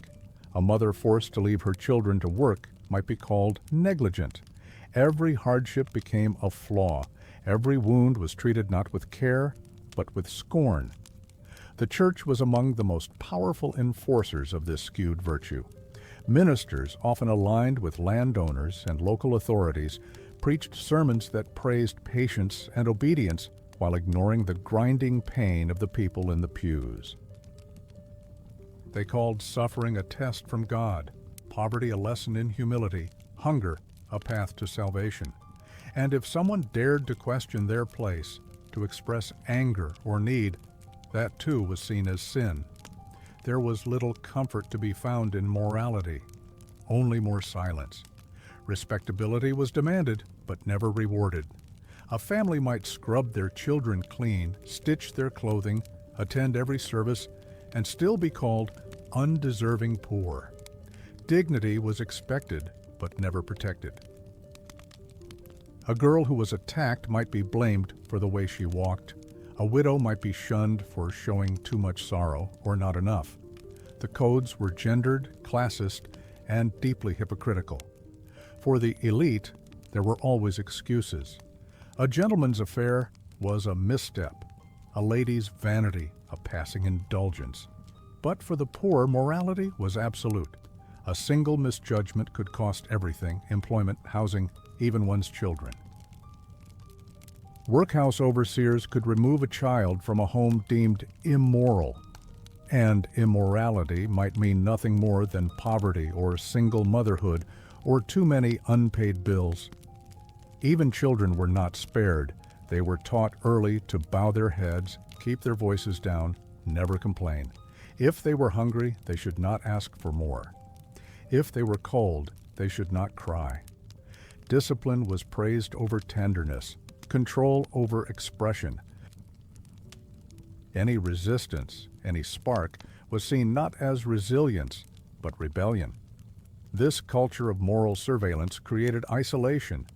Neighbors watched each other, not out of care, but out of fear. A woman might be afraid to speak her grief aloud lest someone accuse her of improper conduct. A man might hide his illness, afraid it would be seen as laziness. The poor policed one another, not because they wished to, but because the system had taught them it was the only way to survive. Literature and the press reinforced the narrative. The poor were portrayed either as noble sufferers or dangerous degenerates, never complex, never full. Rural life was romanticized from afar, stripped of its filth and struggle. A cottage was charming, a peasant girl picturesque. But the truth, the sores, the coughing fits, the stench of wet straw, was not welcome in the moral imagination. And yet, despite the weight of it all, people endured. They found small ways to reclaim their dignity. A song hummed in defiance, a shawl passed down 3 generations, a gesture of care that no doctrine could erase. In the quiet of night, they whispered truths that contradicted the sermons. They remembered what love really looked like, what virtue felt like when it was not tied to shame. Let us now pause with one such soul. An old woman sits by the fire. Her back is bent, her hands are gnarled. She has lived through births and burials, famine and frost. She has been judged, and she has judged. But in her silence is a wisdom deeper than any sermon. She lights a candle not for penance, but for memory, for those who came before, for those who could not stay. Tonight, in her presence, we recognize the cruelty of a morality that judged the poor more harshly than the rich, that punished need more than greed. A morality that turned virtue into violence and silence into survival. From this world of condemnation, we drift into the realm of absence, the absence of the poor in the very narratives that claim to represent them. Our next chapter leads us gently into the world of art and literature, into paintings and novels, songs and stories, and the quiet, telling omission of the rural poor from the history they helped shape. In the vast and ornate galleries of Victorian England, where golden frames lined walls like windows into noble fantasies, one could wander for hours without ever truly encountering the soul of the land, the peasant, not the real one, not the one whose hands bled into the soil, whose back bent under more than weight, under centuries of expectation, silence, and scorn. The peasant, as he lived and suffered, was absent from art, and in his place, a ghost, sanitized, romantic, distant. Art and literature are supposed to be memory's hands. Yet in the 19th century, they often forgot. In the curated imagination of Victorian England, rural poverty was not something to depict honestly. It was something to embellish, to disguise, or to ignore altogether. The brush and the pen, wielded by those from city salons and university halls, created a countryside of myth, gentle shepherds, blooming hedgerows, cottages with curling smoke, and girls barefoot by choice, not by necessity. Fields shimmered with idealized labor, but never mud. Faces smiled with docile resignation, never with desperation or fatigue. This was not the countryside the poor knew. Theirs was a world of raw wind and sour milk, of damp straw and leaking roofs, a world where spring meant hunger and summer brought sweat and insects and sometimes fire. But none of this made it into the portraiture hanging above polished marble floors. The gallery did not smell of cattle, nor echo with the cough of a sick child. It offered no place for grief in patched shoes, and so the peasant became invisible, not in body, but in truth. Painters, when they did turn their gaze to the rural poor, rarely lingered. The farm laborer might be tucked into the corner of a pastoral scene, rendered small and anonymous. A girl carrying a basket, eyes lowered, would be the symbol of innocence, not agency. Her labor was decoration. Her suffering was too ugly to show. There were exceptions, of course, quiet ones. A few painters and writers, often those who had once lived closer to the earth themselves, dared to portray what was real: the stoop of exhaustion, the bone-deep sorrow, the barefoot child with swollen fingers. But these works were often dismissed as vulgar, or too political, or too dark for public taste. They were not invited into the salons. They were not purchased by the patrons who wanted beauty on their walls, not memory. In literature, the story was the same. The novels that traveled across drawing rooms, passed from glove to glove, seldom paused in the kitchen or the field. The heroes were landed or educated or upwardly mobile. The poor appeared as side characters, sweet-natured maids, comic drunkards, loyal old retainers. Occasionally, a tragedy was permitted, a dying waif, a fallen woman, but even then, the story was one of moral lesson, not complex humanity. Their thoughts were not explored. Their inner lives were assumed to be small, and thus generation after generation of readers learned to imagine a world where the poor existed only in relation to others. Never as full people, never as protagonists in their own right. But outside the pages of those novels, stories did live.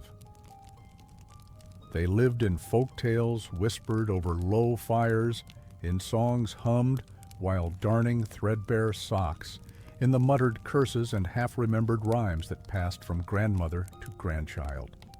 These were not printed stories. They had no chapters, no publishers. But they carried more truth than many a celebrated volume. A woman might know 50 ways to stretch a meal, or 5 charms to keep a child safe from fever. A man might remember the shape of his grandfather's hands as he turned the soil, before the land was taken, before the hedges were raised.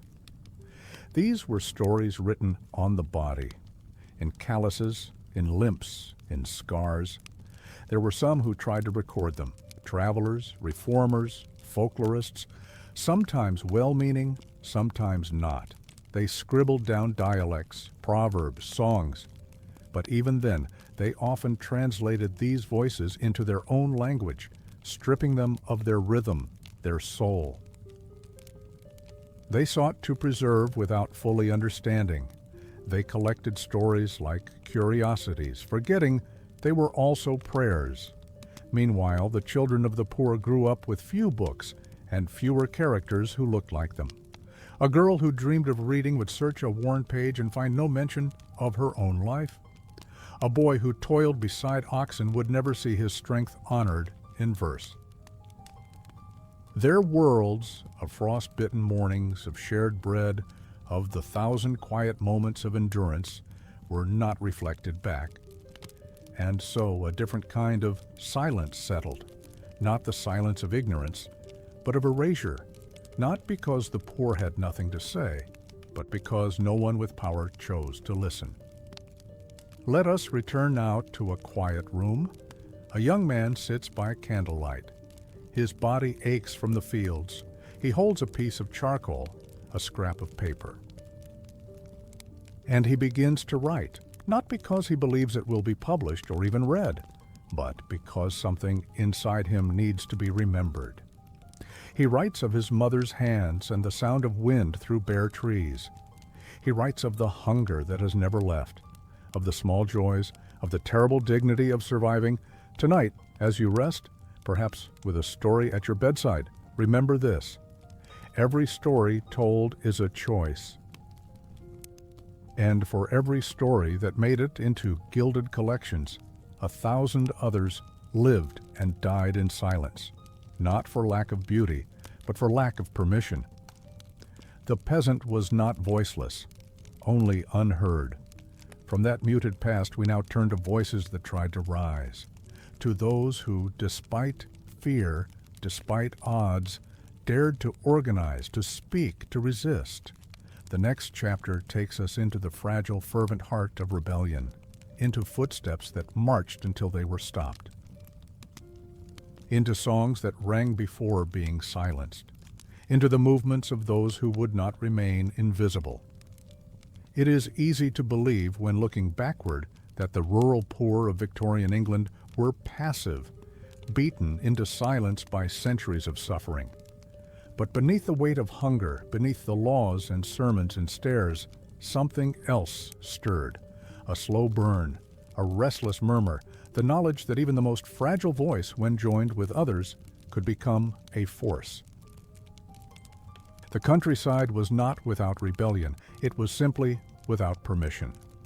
And so resistance grew in the cracks, in hedgerows and barns, in whispered meetings by candlelight, in old songs with new meanings, in fists that clenched at the mention of rent increases, in eyes that did not lower when passing the manor house. This was not rebellion, as history prefers to record it, loud, grand, victorious. It was quieter, more human, more vulnerable. Take, for instance, the swing riots of the 1830s. It began with anonymous letters signed Captain Swing, threatening landowners and their new machines. The threshing machines, introduced to speed up agricultural production, had stolen what little work was left for laborers. Men who once spent weeks separating grain by hand were now useless, disposable. And so, one by one, the machines were smashed. In the dead of night, tools became weapons. Fear became fury. Entire villages awoke to broken metal and scattered gears. For a moment, it seemed the poor had found a way to say, enough.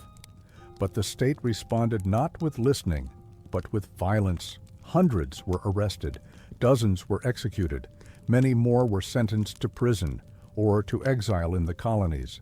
Families were broken. Silence was restored, not through peace, but punishment.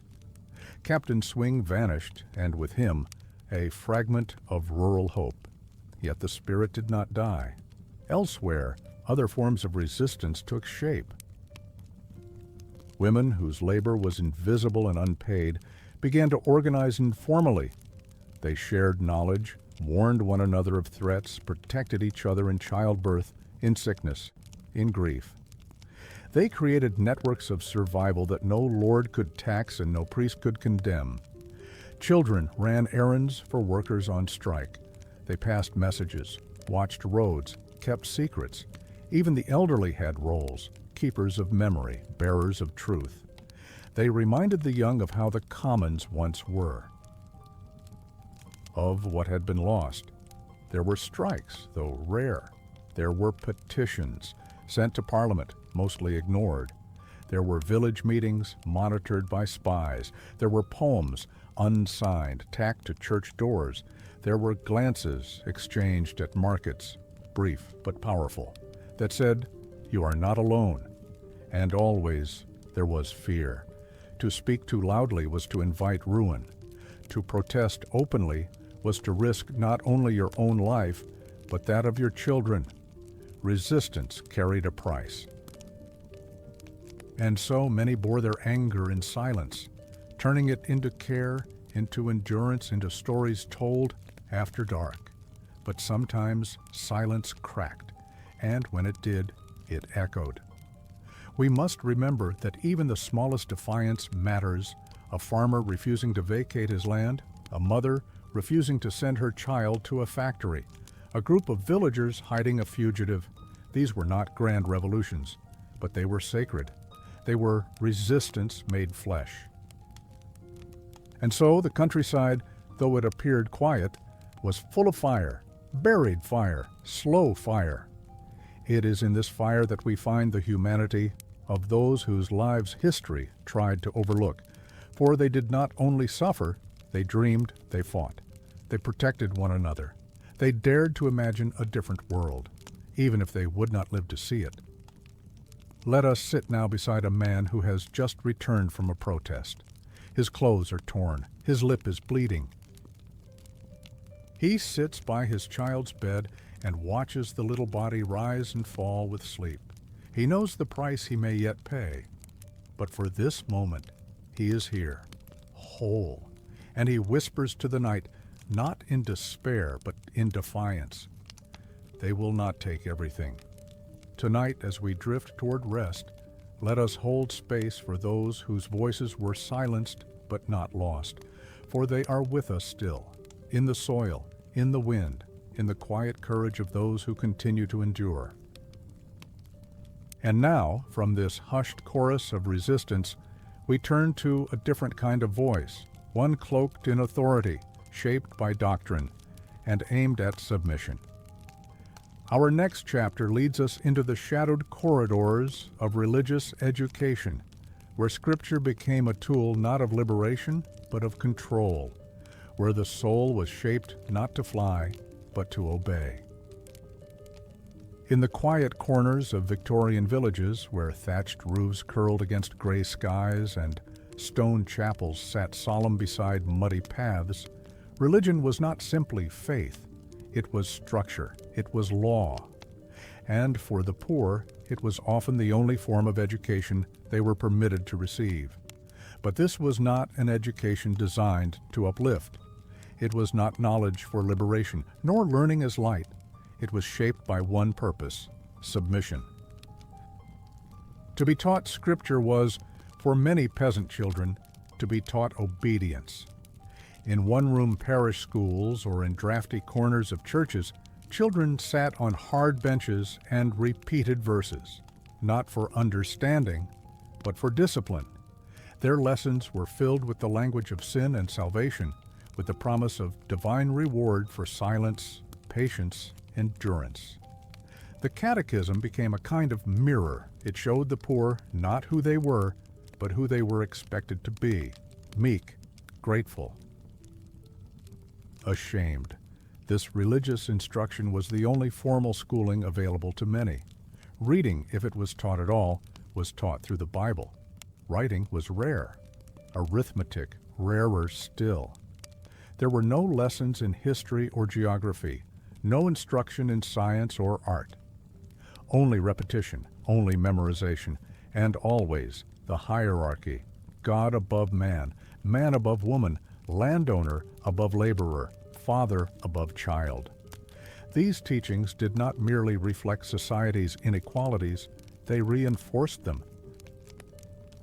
The church taught that earthly suffering was a test, that the poor should not envy the rich, nor question their place, that the reward for humility was not justice in this world, but peace in the next.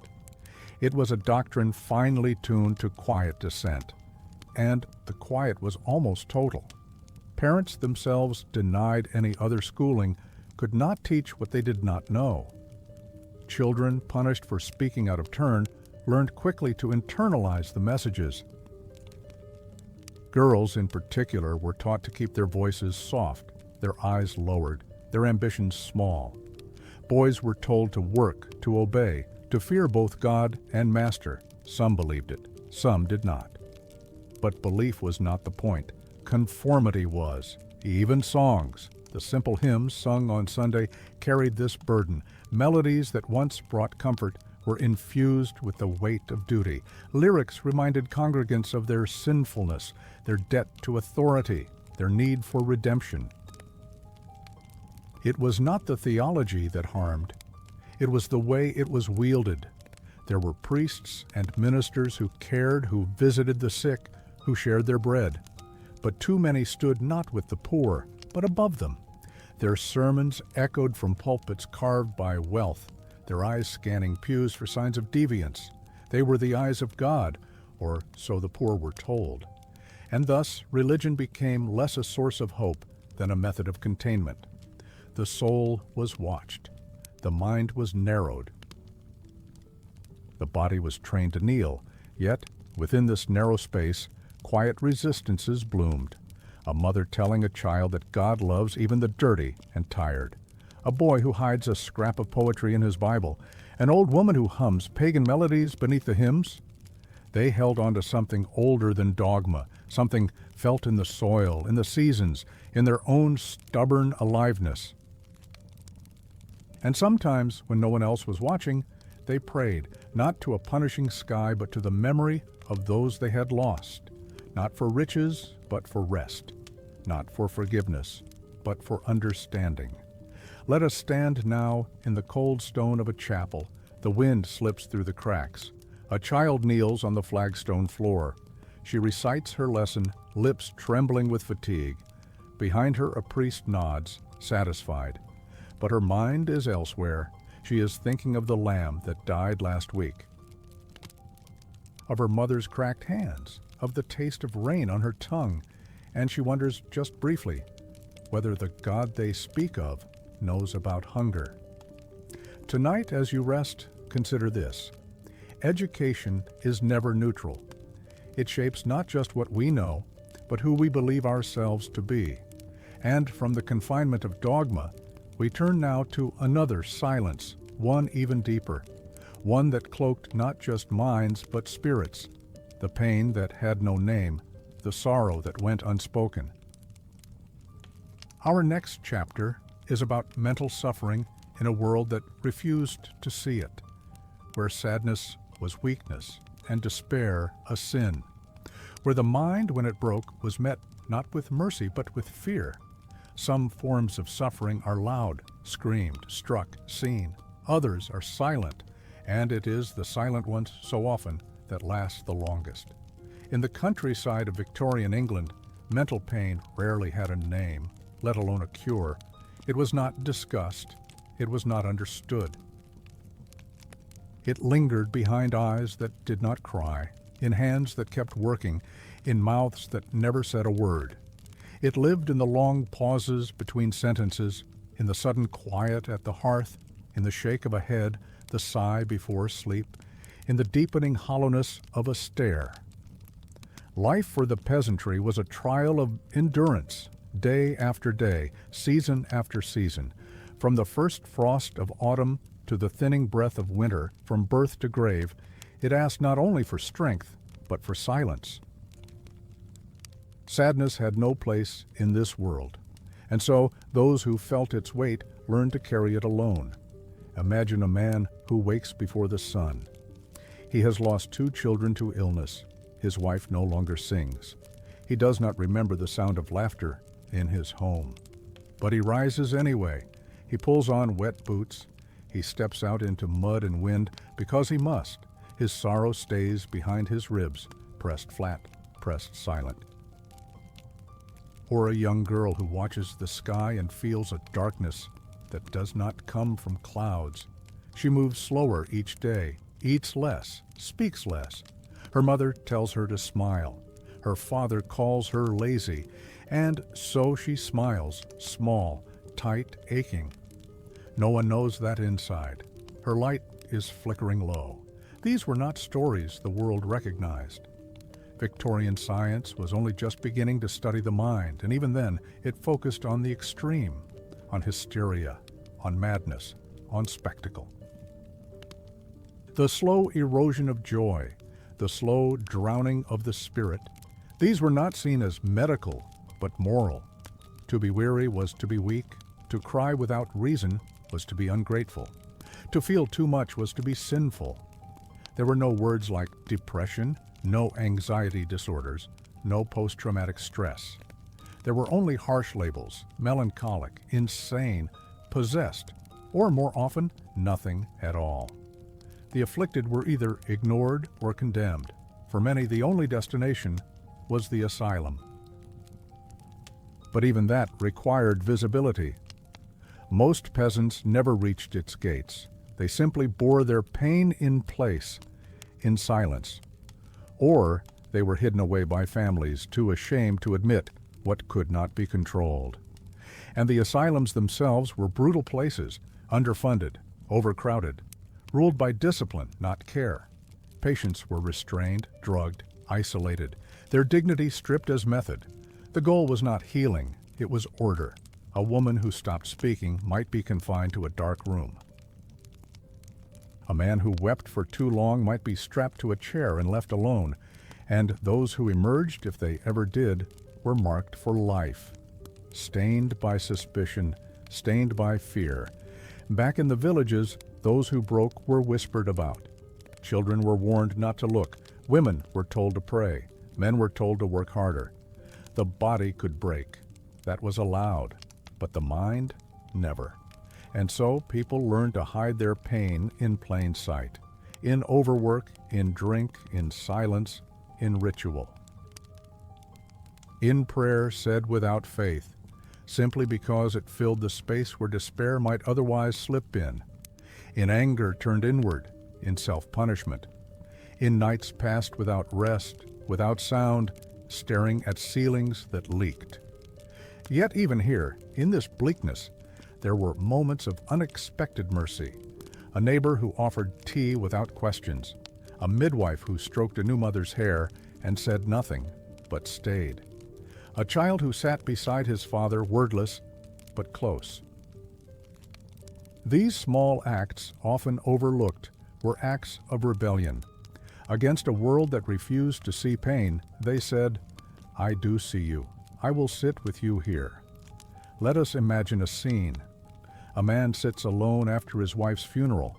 The children sleep in the next room. He cannot move. He cannot think. The fire has gone out. He feels as though he has fallen into a well with no bottom. And then a soft knock. A neighbor, a cup of broth, a warm hand. Nothing is said, but something shifts. The well is still deep, but no longer endless. This is how suffering survived. Not through strength, but through closeness. And still, it continued. The night terrors, the panic, the despair so thick it became physical, the suicidal thoughts that no one could voice, the grief that hardened into apathy, the trauma passed down generation to generation through silence. For pain, when denied language, finds other ways to live. It lives in rage, in fatigue, in fear. It lives in the body, in the blood, in the breath that catches for no reason. It is ancestral. And many in those rural communities carried pain that was not only theirs, but inherited. The pain of land stolen, of children lost, of hunger that had no season. Tonight, as we rest, let us remember them, the quiet ones, the trembling ones, the ones who bore too much and spoke too little. They are part of our story, part of our blood. They remind us that mental pain is not modern, that sorrow is not weakness, that to feel deeply, even in a world that punishes it, is not failure, it is humanity. From this deep well of silent pain, we drift toward the bitter warmth of escape, toward the fire in the bottle, the refuge that became a prison. The next chapter leads us into the world of alcohol, not as sin, not as indulgence, but as a symptom, a story, a cry swallowed in smoke and spirits. The bottle sat on the table, not with joy, but with gravity. In the dim glow of the hearth, amid the soot-streaked walls and the restless quiet of too many mouths to feed, alcohol was more than a drink. It was warmth in the absence of comfort. It was stillness after too much pain. It was the closest many rural poor ever came to peace. But even that peace came at a price. In the villages and hamlets of Victorian England, where famine lingered longer than feast, and where the yoke of labor never loosened, drink became both refuge and ruin. It slipped into the lives of farmhands, washerwomen, widows, and children, not as pleasure, but as anesthesia, a small glass of gin after a day of breaking stones, A tankard of ale passed between shaking hands on a frozen morning. A swig of something stronger in the middle of a burial. These were not indulgences, they were acts of survival. And yet the same society that left the poor with nothing judged them for reaching toward this one small comfort. Moralists spoke of temperance. Landowners preached moderation. The church warned of damnation. And behind every sermon was a silence about the conditions that led to the drinking in the first place, about the hunger, the hopelessness, the pain that pressed down day after day until the body trembled and the mind splintered and the spirit sought silence at any cost. Alcohol did not cause the suffering. It followed it, but the blame fell hard and quick. A man who drank was not seen as wounded. He was a disgrace, a threat, a failure. A woman who drank was treated with contempt, her name whispered with shame, her motherhood questioned. Children who sipped from their father's flask were punished, even as they grew up watching the same act every day. And so, the drink became a curse spoken softly. It entered the home, quiet and constant. It dulled the ache in the bones. It made the arguments louder, the hands less gentle. It widened the silence between parent and child. And yet it never left. Because nothing else could. There were no therapists, no medications, no social services, only the local inn, the cold cup, the buzz that blurred grief into something bearable for a few short hours. In many villages, the tavern was the only gathering place. It was not only where alcohol flowed, but where loneliness slowed, where stories were shared, where music, sometimes crude, stitched together the fraying threads of community. It was a place of laughter, yes, but also of sorrow pressed into the corners like spilled ale, of fights, of regrets, of nights that ended with someone curled on a cold floor, weeping without knowing why. The lines between habit and dependence blurred fast, and those who slipped into addiction, though the word was never used, were often abandoned, not helped, not held, just left. There were reform movements, of course. Temperance societies rose to address what they saw as moral decay. They distributed pamphlets, held meetings, promoted sobriety as salvation. But their solutions were often as cruel as the condemnation. They offered no bread, no wages, no housing, only shame. Yet even here, there were flickers of complexity.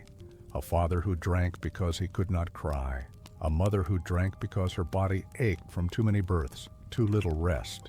A youth who drank because he saw no future. These were not monsters. They were broken. They were exhausted. And sometimes they were trying to forget what could not be forgiven. And still, amid the tragedy, there was care. A neighbor who walked someone home after too much drink. A child who gently took the cup away from her mother's hand. A friend who sat silently beside the one who could no longer speak without slurring. These were not cures, but they were love. Let us now return to a room. A man sits alone. His hands tremble. Outside, the frost thickens on the window. Inside, he watches the fire dim. He reaches for the bottle, not out of joy, but because it is the only thing that quiets the ghosts. His wife passed 2 winters ago. His eldest son left for the city and never returned. He does not weep. He drinks.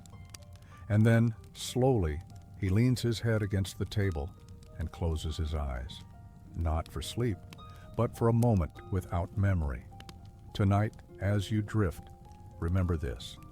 Those who seek escape are often those who have endured most. Condemnation comes easy. Compassion takes more. And though the bottle may have offered them a moment's peace, it was the world that gave them no other refuge. From this place of escape, we step next into the most desperate of decisions, into the unspoken horrors of the abandoned, the drowned, the never named.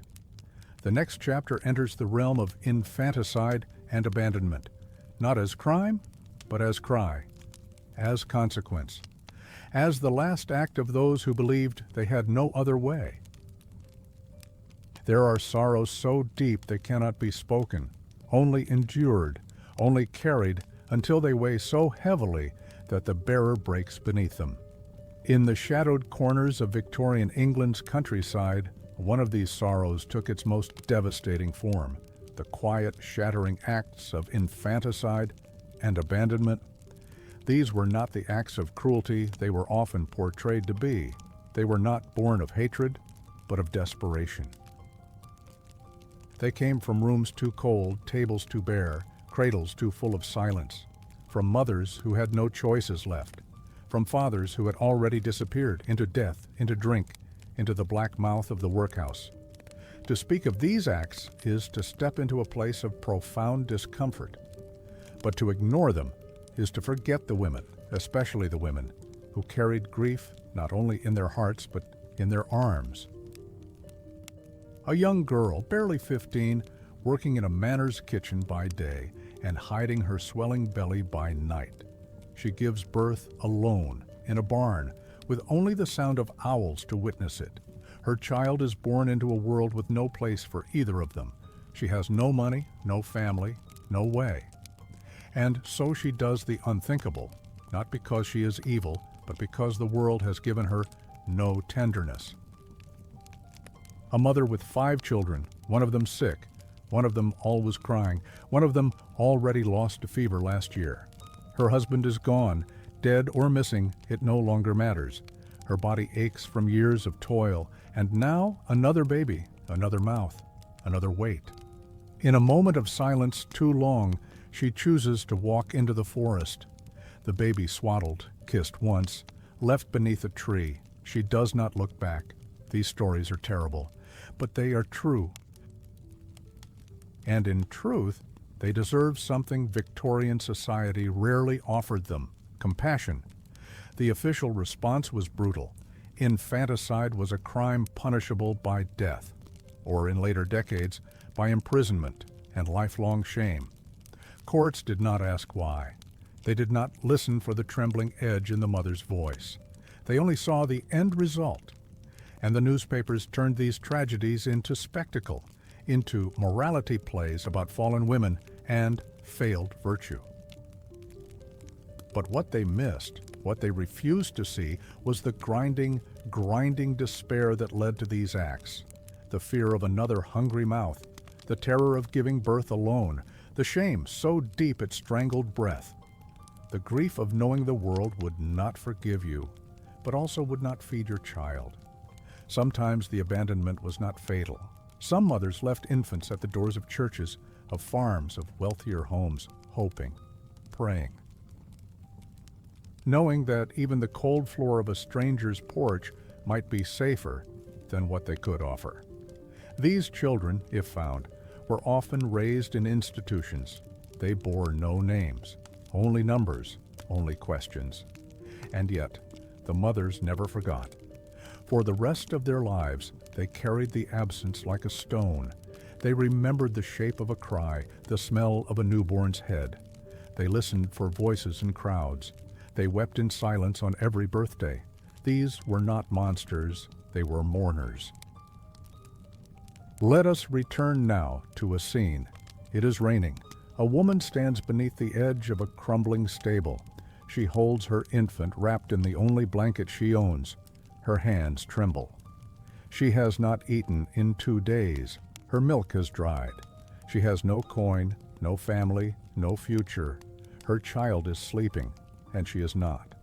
In the next hour she will leave the baby in the arms of a statue outside the church, and then she will run, not from justice, but from judgment. Tonight, as your breath deepens and your thoughts soften, hold a space for her, and for the many like her, those who made impossible choices, not because they did not love, but because they loved too much to watch suffering unfold. From the edge of that unbearable sorrow, we begin to look forward, to what remains after the fires burn out, to the shadows that still stretch into our own time. The next chapter draws a long thread from the past to the present. It speaks of legacy. of how the echoes of Victorian brutality still murmur in modern systems, in inequality, in poverty, in silence. Let us walk into that echo, gently, together. In the deep stillness of the night, when only the soft hum of distant traffic replaces the old rustle of hedgerows, the legacy of the Victorian peasantry lingers. It is not buried in the soil where their bones rest. It is not locked in the brittle pages of history books. It lives in the spaces we pass without seeing. In the patterns we repeat without knowing, it whispers through the very fabric of the world we now inhabit. Let your mind drift now to a country lane, barely wide enough for a cart. There are no lights, only stars above. The air smells of moss, of damp wood, of earth that remembers everything. In this lane, a woman once walked home after 14 hours bent over a field. In this lane, a man once carried the weight of 100 unspoken sorrows. And though their footsteps have long since vanished, the path they carved remains. Legacy does not fade, it transforms. The enclosures of centuries past, those cruel partitions that took the land from the hands of those who lived by it, echo in every modern eviction, in every family pushed out by rising rents, in every acre bought not for harvest, but for speculation. The countryside, once stolen from its own people, is still marked by ownership without belonging. And the workhouses, those institutions of punishment dressed as charity, may be gone in form, but their essence lingers. You hear it in the questions asked by those who hold power. Are they really trying? Do they deserve help? Why don't they just work harder? These are not new questions, they are old weapons, sharpened on the backs of the poor and handed down. Listen closely. Can you hear the echo of the overseer's cane in the denial letter from a modern welfare office? Can you feel the chill of a shared bed in a one-room apartment with peeling paint, no heat, and the smell of mildew climbing the walls? Can you see the same shame in the eyes of a father who lines up at a food pantry, as once flickered in the eyes of those who entered the workhouse gates? Hunger has changed its costume, but it has not left the stage. In the Victorian countryside, peasants survived on potatoes, bread, and luck. When crops failed, they starved. Today, hunger hides in processed food, in school children too tired to concentrate, in parents who pretend they've already eaten so their children won't go to bed hungry. The names are different, but the gnawing in the stomach, the weight behind the eyes, the quiet shame, that is the same. Even the emotional wounds persist. Mental illness, once ignored, punished, or spiritualized, is now spoken of, but not always met with care. A factory worker with depression may receive a diagnosis, yes, but will he be given time off? Will he be heard without suspicion? Or will he, like his ancestor who wept into the hay, be told to get back to work? The modern world is louder, brighter, faster. But in that speed, some truths remain stuck in the mud of history. The idea that poverty is a moral failure, that those who have little must deserve it, was stitched into Victorian morality like a hemline into a dress. Today it is spoken in boardrooms and newsrooms. It is built into policy. It is fed through algorithms. The tools have changed, the harm has not. And women especially still carry a heavy part of that burden. The peasant woman who woke before dawn to bake, to birth, to bend, to break. She walks beside her modern counterpart. The mother juggling jobs, childcare, dishes, and judgment. Her body aches too. Her efforts are unseen too. Her exhaustion is inherited. Even children feel the weight of what came before, in underfunded schools, in the silence that descends when rent is due. In neighborhoods where no green grows, their joy is still a luxury, their education a question of luck. Just as it was when Victorian children labored in the fields or scrubbed chimneys before they were 10. But let us not speak only of harm. Legacy is also resilience, and there is power in memory. The peasants who sang in the fields, even as their backs bent with pain, passed on more than suffering. They passed on strength. The midwives who held trembling hands in secret labor passed on tenderness. The grandmothers who whispered old spells over sore feet passed on belief in community, in care, in endurance. We carry their voices in our bones. Every time someone shares what little they have, every time a neighbor knocks just to check in, every time someone says, "You are not alone," to a soul on the edge, we continue their story. Not the story of their suffering, but of their surviving. Let us imagine now a small apartment. It smells faintly of soup. A mother rocks her baby to sleep, her mind tired, her heart tight. On her phone screen, she listens to stories from the past, this very story. And for a moment, the room feels full, not of ancestors, but of understanding. She does not feel judged, she feels seen, and perhaps that is the softest revolution of all. Not justice, not yet, but recognition, a name for the pain, a thread between centuries, a breath shared across time. So tonight, as your limbs sink deeper into the bed and the shadows lengthen along the walls, know this: you are part of something vast. You are not just remembering history, you are healing it by witnessing, by listening, by holding space for those who were told they did not matter.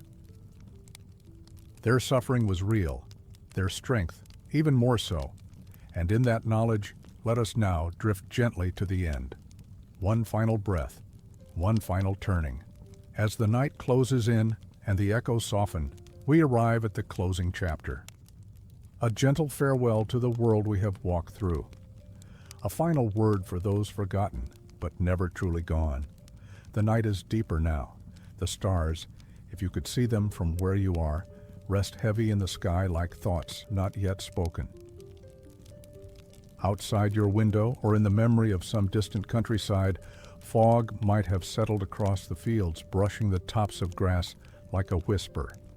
The world grows quieter, slower, ready to fold into dreams, and so do we. Over the last many hours, we have walked through time together, not sprinting through dates and kings and wars, but moving slowly, soulfully, through kitchens filled with smoke and sorrow, fields hardened by frost, and narrow alleys where children once ran barefoot, laughing or coughing or both. We did not follow history's loudest voices.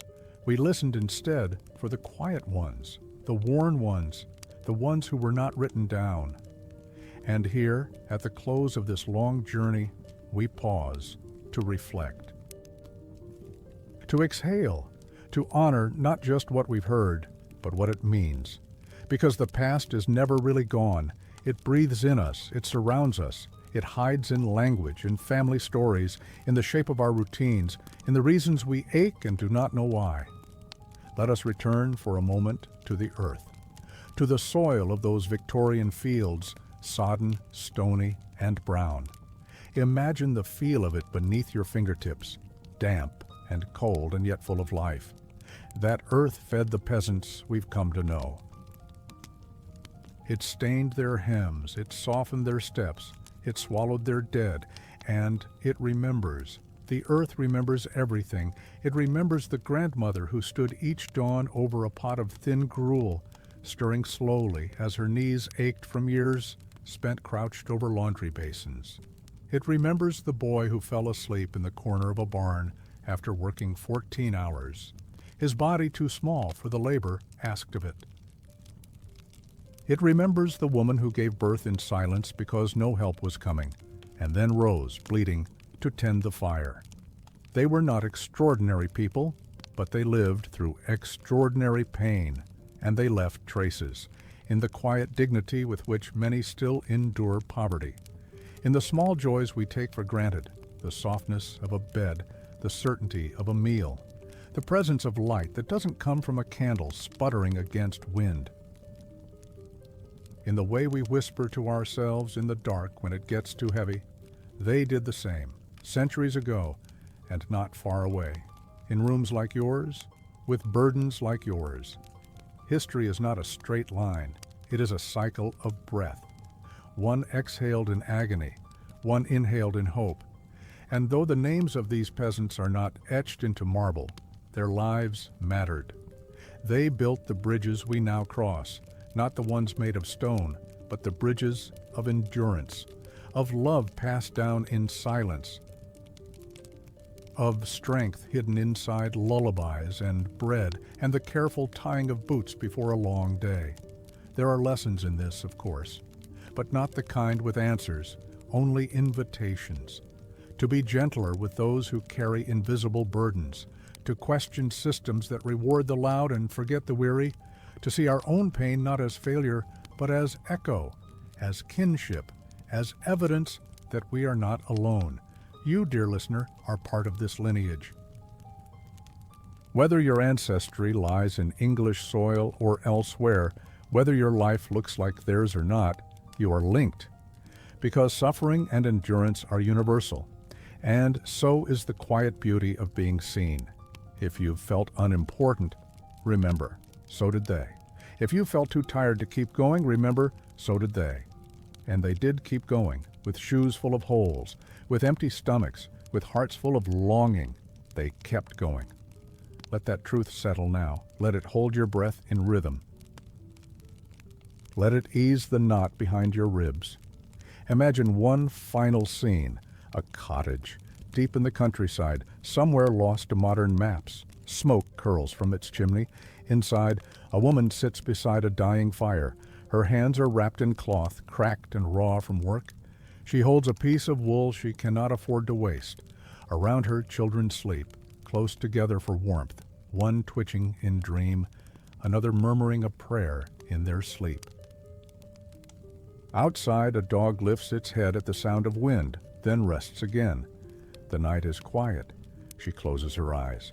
Not in peace, not yet, but in surrender to rest. She is not so different from you. Now, as your own body becomes heavy and your thoughts begin to blur, may the presence of her and so many others surround you, not as ghosts, not as burdens, but as fellow travelers in this long, mysterious, difficult human story. Their time has passed, yours continues, and you are not alone. Have a peaceful night. And if you enjoyed this deep dive into the past, I'd be grateful if you gave a quiet click on the like button and subscribed for more winding journeys through the captivating and complicated annals of history. Until next time, sweet dreams.